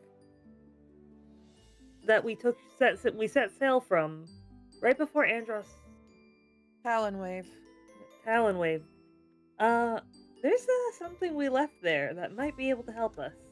I cast summon the carriage that we left in Talonwave. I always meant to go back for it. Let's make use of it. With a Literally, let's get very out of here loud faster. pop noise, your carriage appears. I missed this thing. Okay. Good. Now we have a way of getting around. So now we have to ask. Where do we go from here? Grobholm? Gordwin? I cast. Give us a clue on where to go.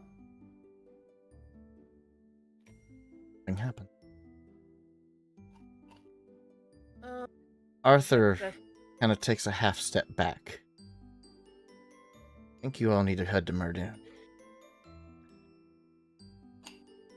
Why Mardoon? First shrine of the first. Need answers, it'll find it there.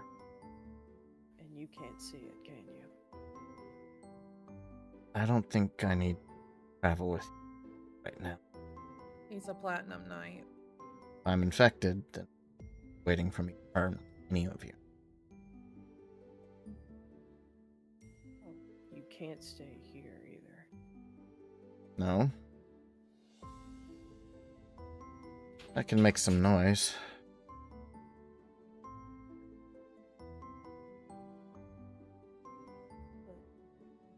Regina. Hmm. You have a family member here.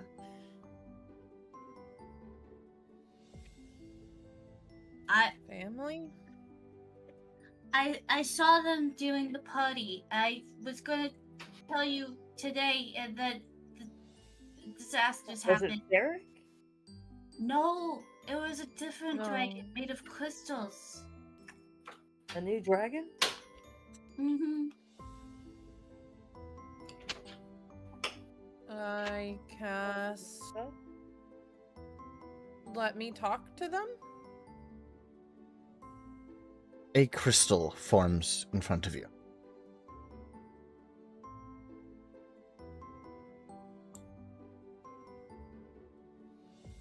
Hello? Hello, dear sis.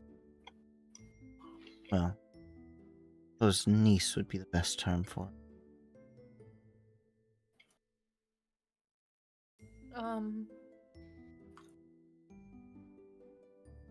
Who do I have the pleasure of speaking with? Speaking with Sapphire.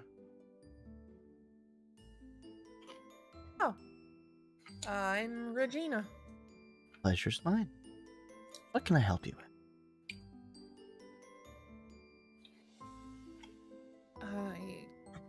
I was curious, did you see anything that happened before the string was plucked? What string are you talking about?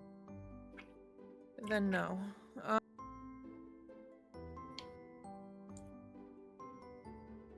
We need to be able... I manipulate, right? Yes. Talking about the second chance string. Yes. Remember that.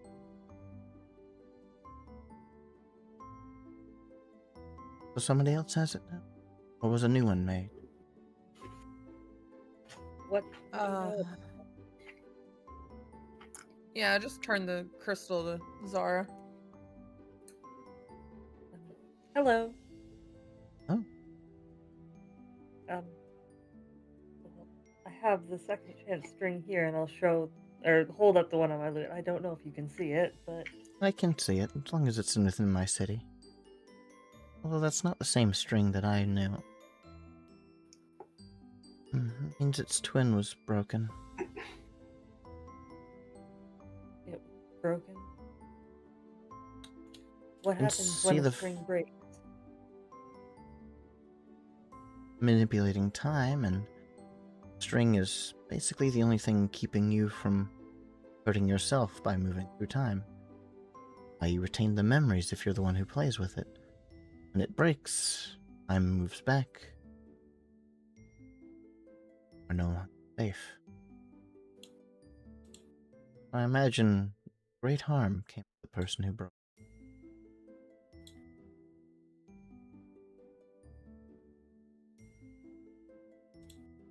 Zara will hand the crystal back over to Regina and go over to Jelly.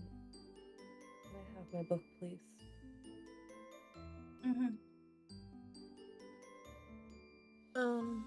Aunt Sapphire, do you have any idea how we can beat someone named the Grandmaster? I'm afraid I don't know who you're talking about.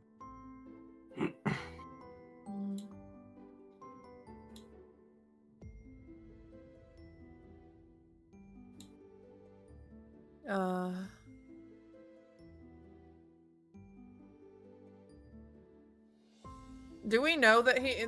does this party know that he's like the secret emperor of, No, okay.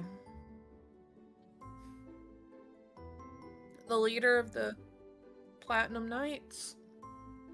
That would be the Emperor.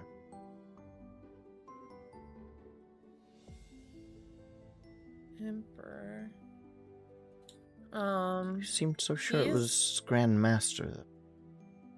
Same person. Huh? You said Grand Master. Your word rang true. Means that that's something you heard from another. They would not use Grand Master. They had the title Imp.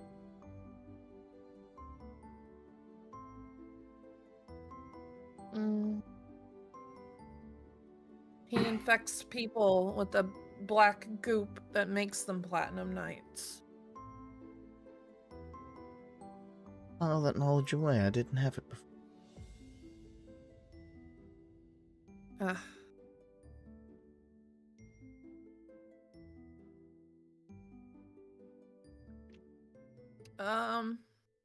I don't really know what else to ask you then. if you didn't know that. Answers come with time. As you search for knowledge earnestly, you'll find it.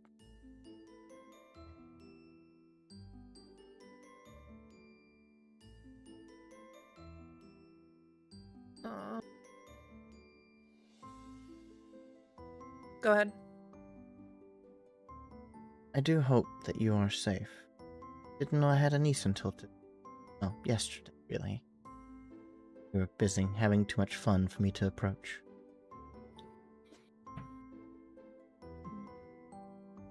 Thank you for being I wish a we bit could of... have met, ahead. I wish we could have met, face to face. We will someday. Just... I have a duty to uphold while I'm here.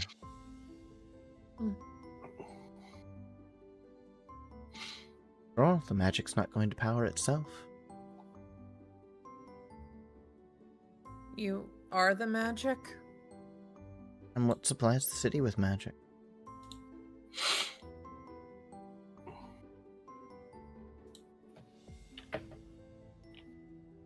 I see. Jelly turns even more green. Like she looks sick at that. Yeah. Yeah, Regina goes a little bit pale. That means that she definitely died in that other reality. Oh god.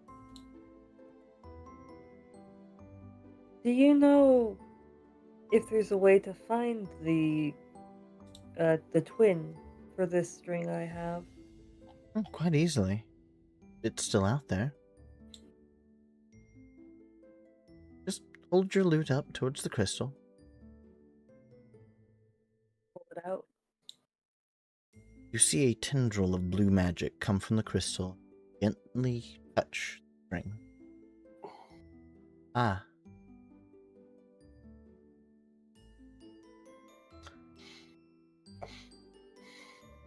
This string has no twin, but it does have something similar. As it was made from someone is related to you. That tracks. Would say that the second string that you're talking about was made from your mother. What? Second chance strings are ingenious little things. Like I never could have come up with. But yet they come at a great cost. To give up something precious to yourself, or to make it for someone else.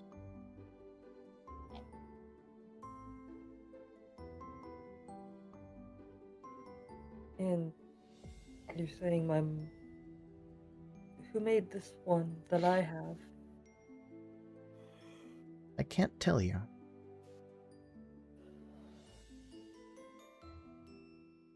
I want to. But if I did, then it would lose its power. Feeling you might need this. Okay. Well, I'm not sure how much that helps, but I had better answers. I wish I had better choices. Thank you anyway. You take care of yourself. Obviously somebody cares about you a lot. Yeah. It seems like caring about me gets a lot of people hurt. Arthur While, clenching his hands right now. while this is going on, I'm also glancing around. Sure, I don't see like Joshua or anything. You like do not. that, or the Platinum Knights or anything. Do not. Yeah. I would love to get moving and leave this city in the fucking dust. Agreed. Yeah. I look at Arthur. You say Mardoon? Be the best bet.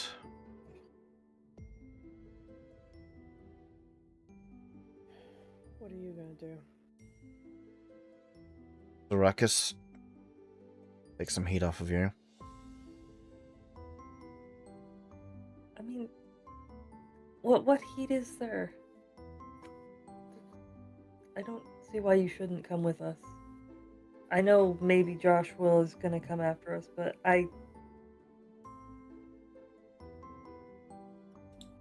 maybe bad things happen if you're near, but I'd rather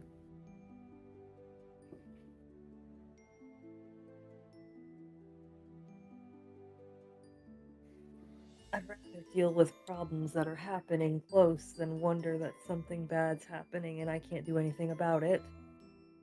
So, Joshua stopped you in the other today? Arthur stopped me.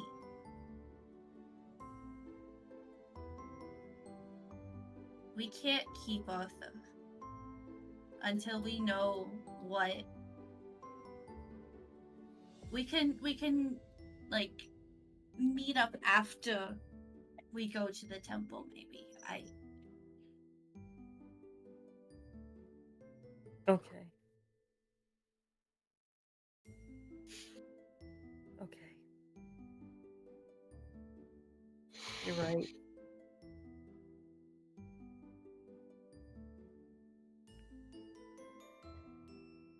Thank you, Sapphire. We'll meet again I'll make sure to with visit. better circumstances. I'll make sure to visit. And the crystal shatters into dust. That just vanishes. Arthur looks over at you, Zara. If I'm still infected, I don't want to be in a position to be able to hurt you.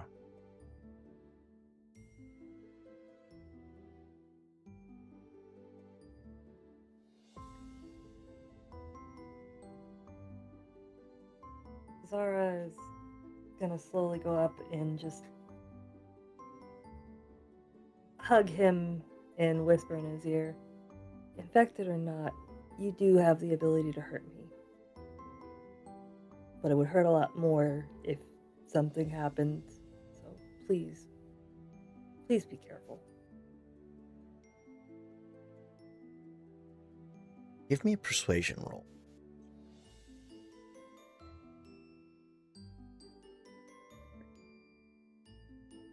Fuck. That's a 1. Woo! You have a bardic inspiration after that feat that you pulled off at the in the city, with the whole city being partying. I feel like that regular deserves a bardic inspiration? inspiration. Well, not a- bardic not a- inspiration actually works a little differently, unfortunately. It's not bardic and inspiration, it's just inspiration. Oh, Regular okay. Well, I feel like that should have given her inspiration. Zara, do you have inspiration? You did not give me inspiration for that. I did not have one. I will definitely say that was worthy of an inspiration point. You wish to use Thank it. you. Yeah, watch me. I'll roll another one. It'll be delightful. Just watch. You got this. I Woo! feel like I would cry. There we go. Okay. 16 plus persuasion A plus lot. 6. 22. Right. Ah. Thank you. You, while you're hugging him, you hear his voice sort of just crack for the slightest bit.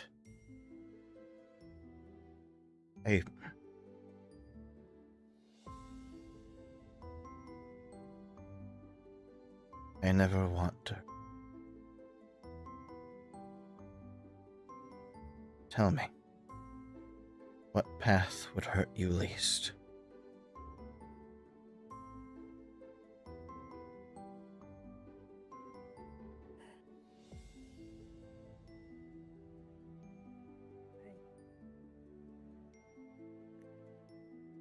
me to stay? Or would going hurt less?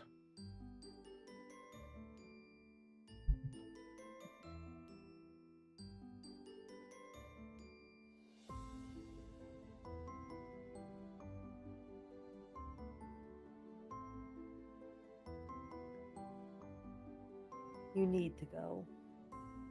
And I'm very sorry. But we have to do the He, smart thing sometimes. he looked directly in your eye. And he actually pulls his helmet off to stare you directly in the eye. I asked which would hurt you less, which was the smarter decision.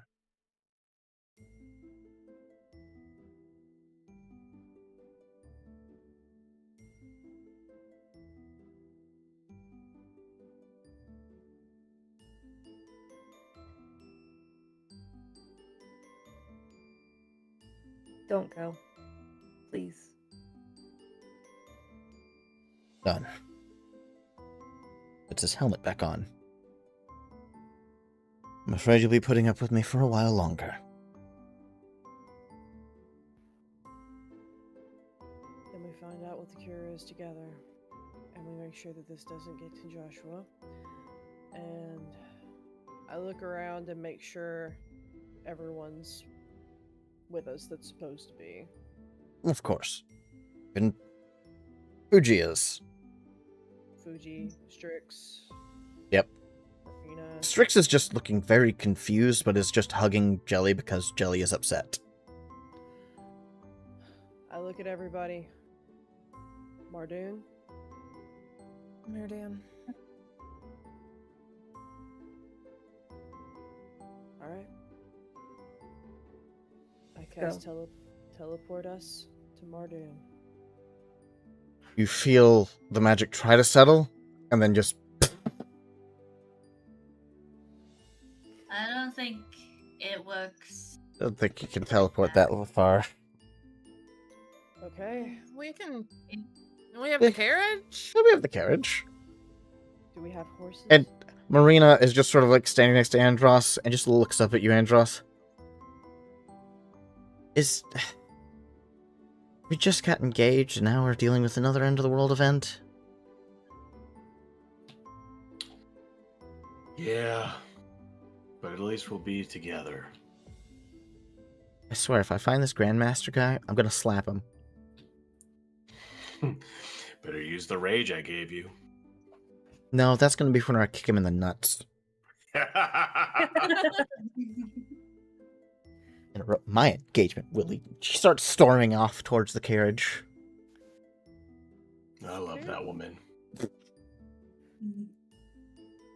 I kind of like walk past him. You better. I don't think you have a choice. Jelly turns to Strix.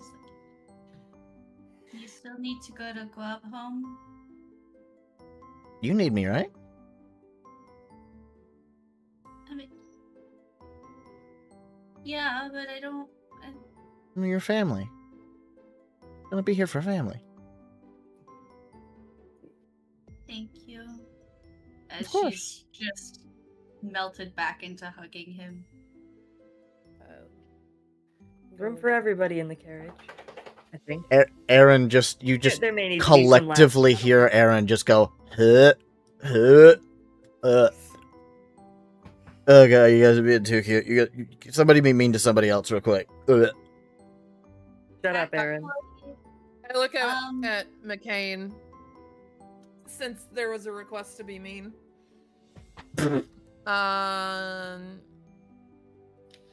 And she's like, "Hey, you." What?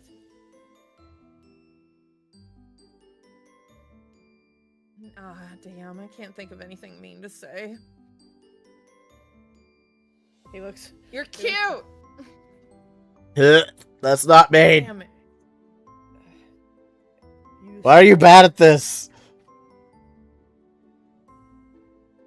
You snore. You do too. It's cute. Oh god. Okay. I think I'm gonna be sick in here. I don't Everyone even in have the a. Regina, can I talk to you for a sec? Yeah, sure.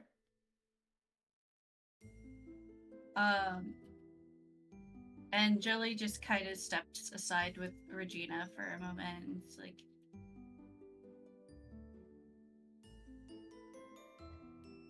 What do we do Regina about- goes over there.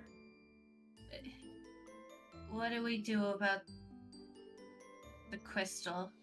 And she's holding Aaron's gem tightly in her fist.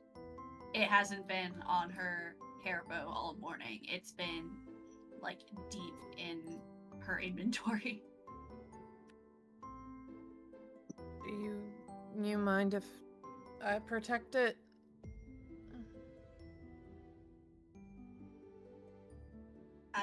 If not, that's okay. We just need to make sure it's somewhere that no one can get to it. I Because had a every really bad time starts with that thing breaking. I had a really bad idea. Mm. What if you swallowed it? No, we're not doing that. I'll do What it. goes in must come out. Just Andros Yeah. I'll slowly comes eventually up. have to. Hmm. Mm. Okay. I'll. Hand it to me real quick, Mhm. if you don't mind. Yeah, she hands the gem over.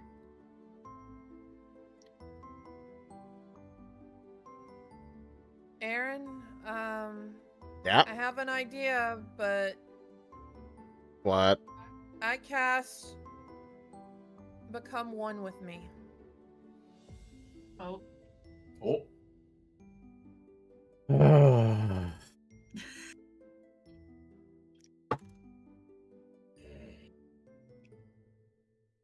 You are so lucky. What? Excuse me as I take a picture of this stupid nat 20!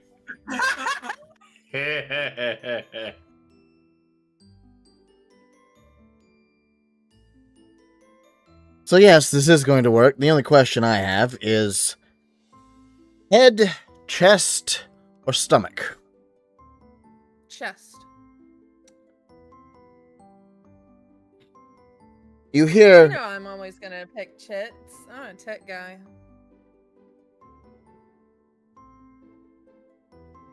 Right in between the cleavage. There isn't much there, but you know, there's enough. So, you hear Aaron go, wait, no, and then pop, and then you feel a pressure on your chest for a moment, as there is now a gem embedded directly in the center of your chest, barely peeking out around the skin, which is perfectly fused with it. Okay. There.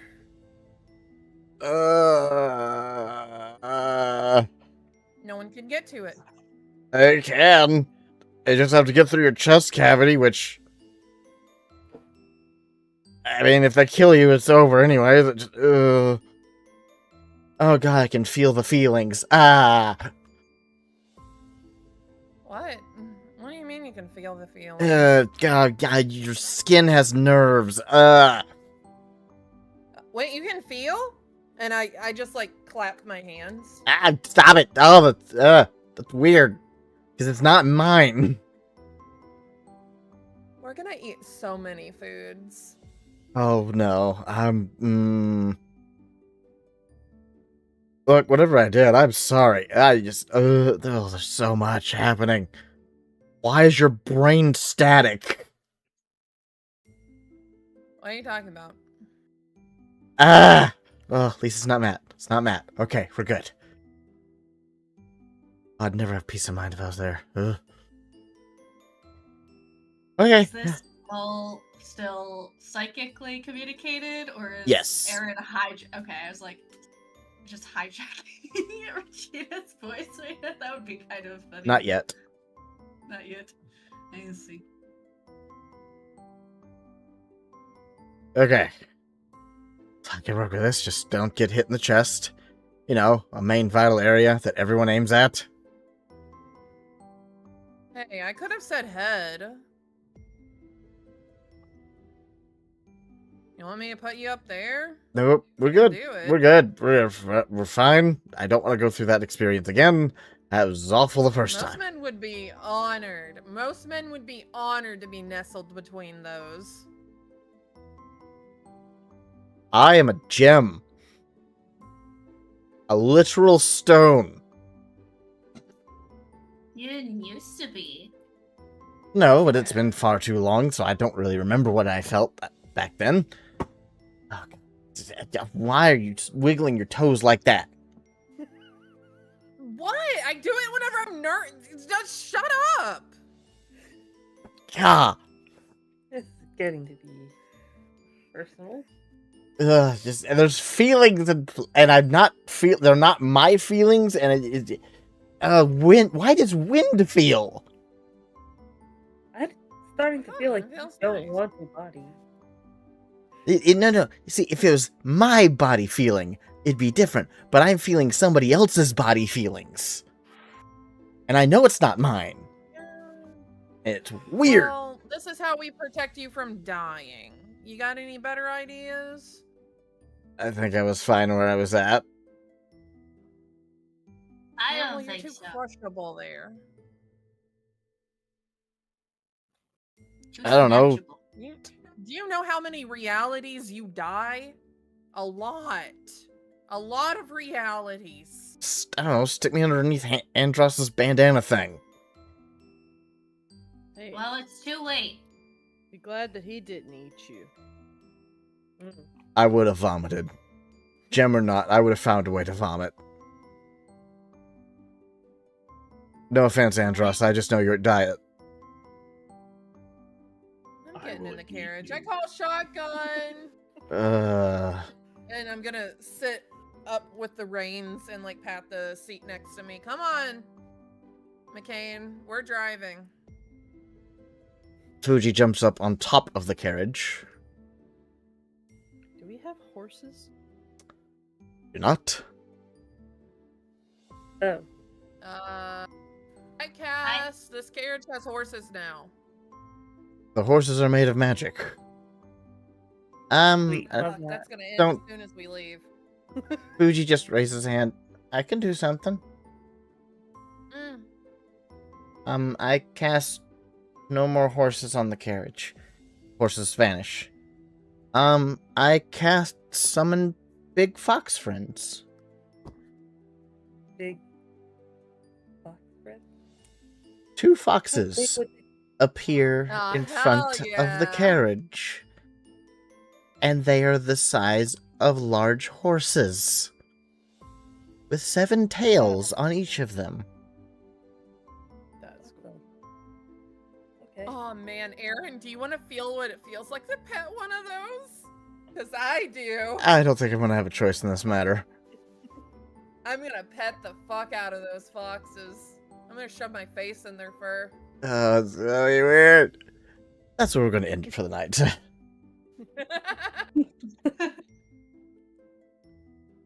So, let's go from most traumatized to potentially least traumatized. Regina!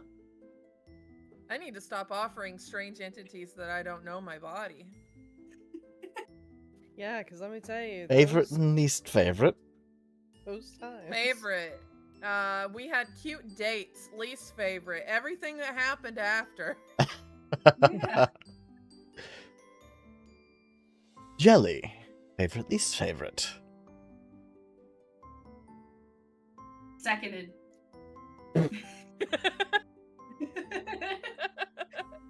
Zara. Favorite, least favorite. Favorite, definitely the party. The City of Party. citywide party. Least favorite, I hope that it's not gonna put us a lot in conflict that I did ask Arthur to stay. I stand by that decision. I thought it was interesting. Yeah. Went with my heart there a bit, Delightful. but also the impossible choices. Screw you. Yeah. Big fuck you. Andros, favorite, least favorite. Favorite? There's a lot of ones. I liked how you rolled and got the 36. That was funny. The constant nat 20s was hilarious. The accidental sinking of Lone Star's Amazed with the proposal. I like that one a lot. Yes. Least favorite.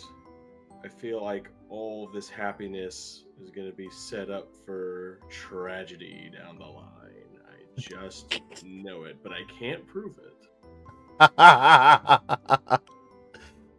McCain, favorite, least favorite. So weirdly enough, I mean, yes, the parts of it sucked when it did go to the apocalypse part, but it was also kind of a favorite for nostalgia reasons because of that story you and Yes. me made back in high school Yes. years ago. So for nostalgia reasons, that's why I'm saying, oh, that hit me in the heartstrings a little bit. So yes, of course, least favorite of being we're about to have a city of darkness, this world of darkness, just for one man to die, and possibly a whole continent. Favorites. Everything that wasn't that part was probably a favorite because I loved all the nat 20s because it was a good roll. It was a good balance tonight of good roll, bad roll, good roll, bad roll. Yes. And the image I have in my head of Jelly offering the ruby to Regina and being like, okay, eat this. But Andros, just the mental image of him, just a shadowy figure, like, illuminating over both of them. And just, I'll do it. Just... I'll do it. I'll eat it like a cherry. I was thinking about stealing it like that one kid from Monster House where he just runs back and I was tempted. I'll do it. I'll eat him. Good God. This 7-foot tall half orc staring down, just like, give it to me. Let me do it. So Also- personally, go ahead. Oh, sorry, I was gonna say, gonna be really weird with Aaron. Yes, absolutely. You congratulations on that. You surprised me. Thankfully, it's not a hard thing to guess, but not like drinking a divine artifact. To die. Bad decision. The bad decision couple. Bad decision couple. Yes. Bad decision couple. So, personally, my favorite has to be just the setup, the showing you the glimpse of what you have to deal with. And I do have to ask an honest question. What voice did you think I used for the Grandmaster? Fuji. Anyone else? Yeah, I also heard Fuji. That's the general consensus. That's fine. Wait, Uh, what was the question? I looked at. Who do you think I used for the voice for the Grandmaster?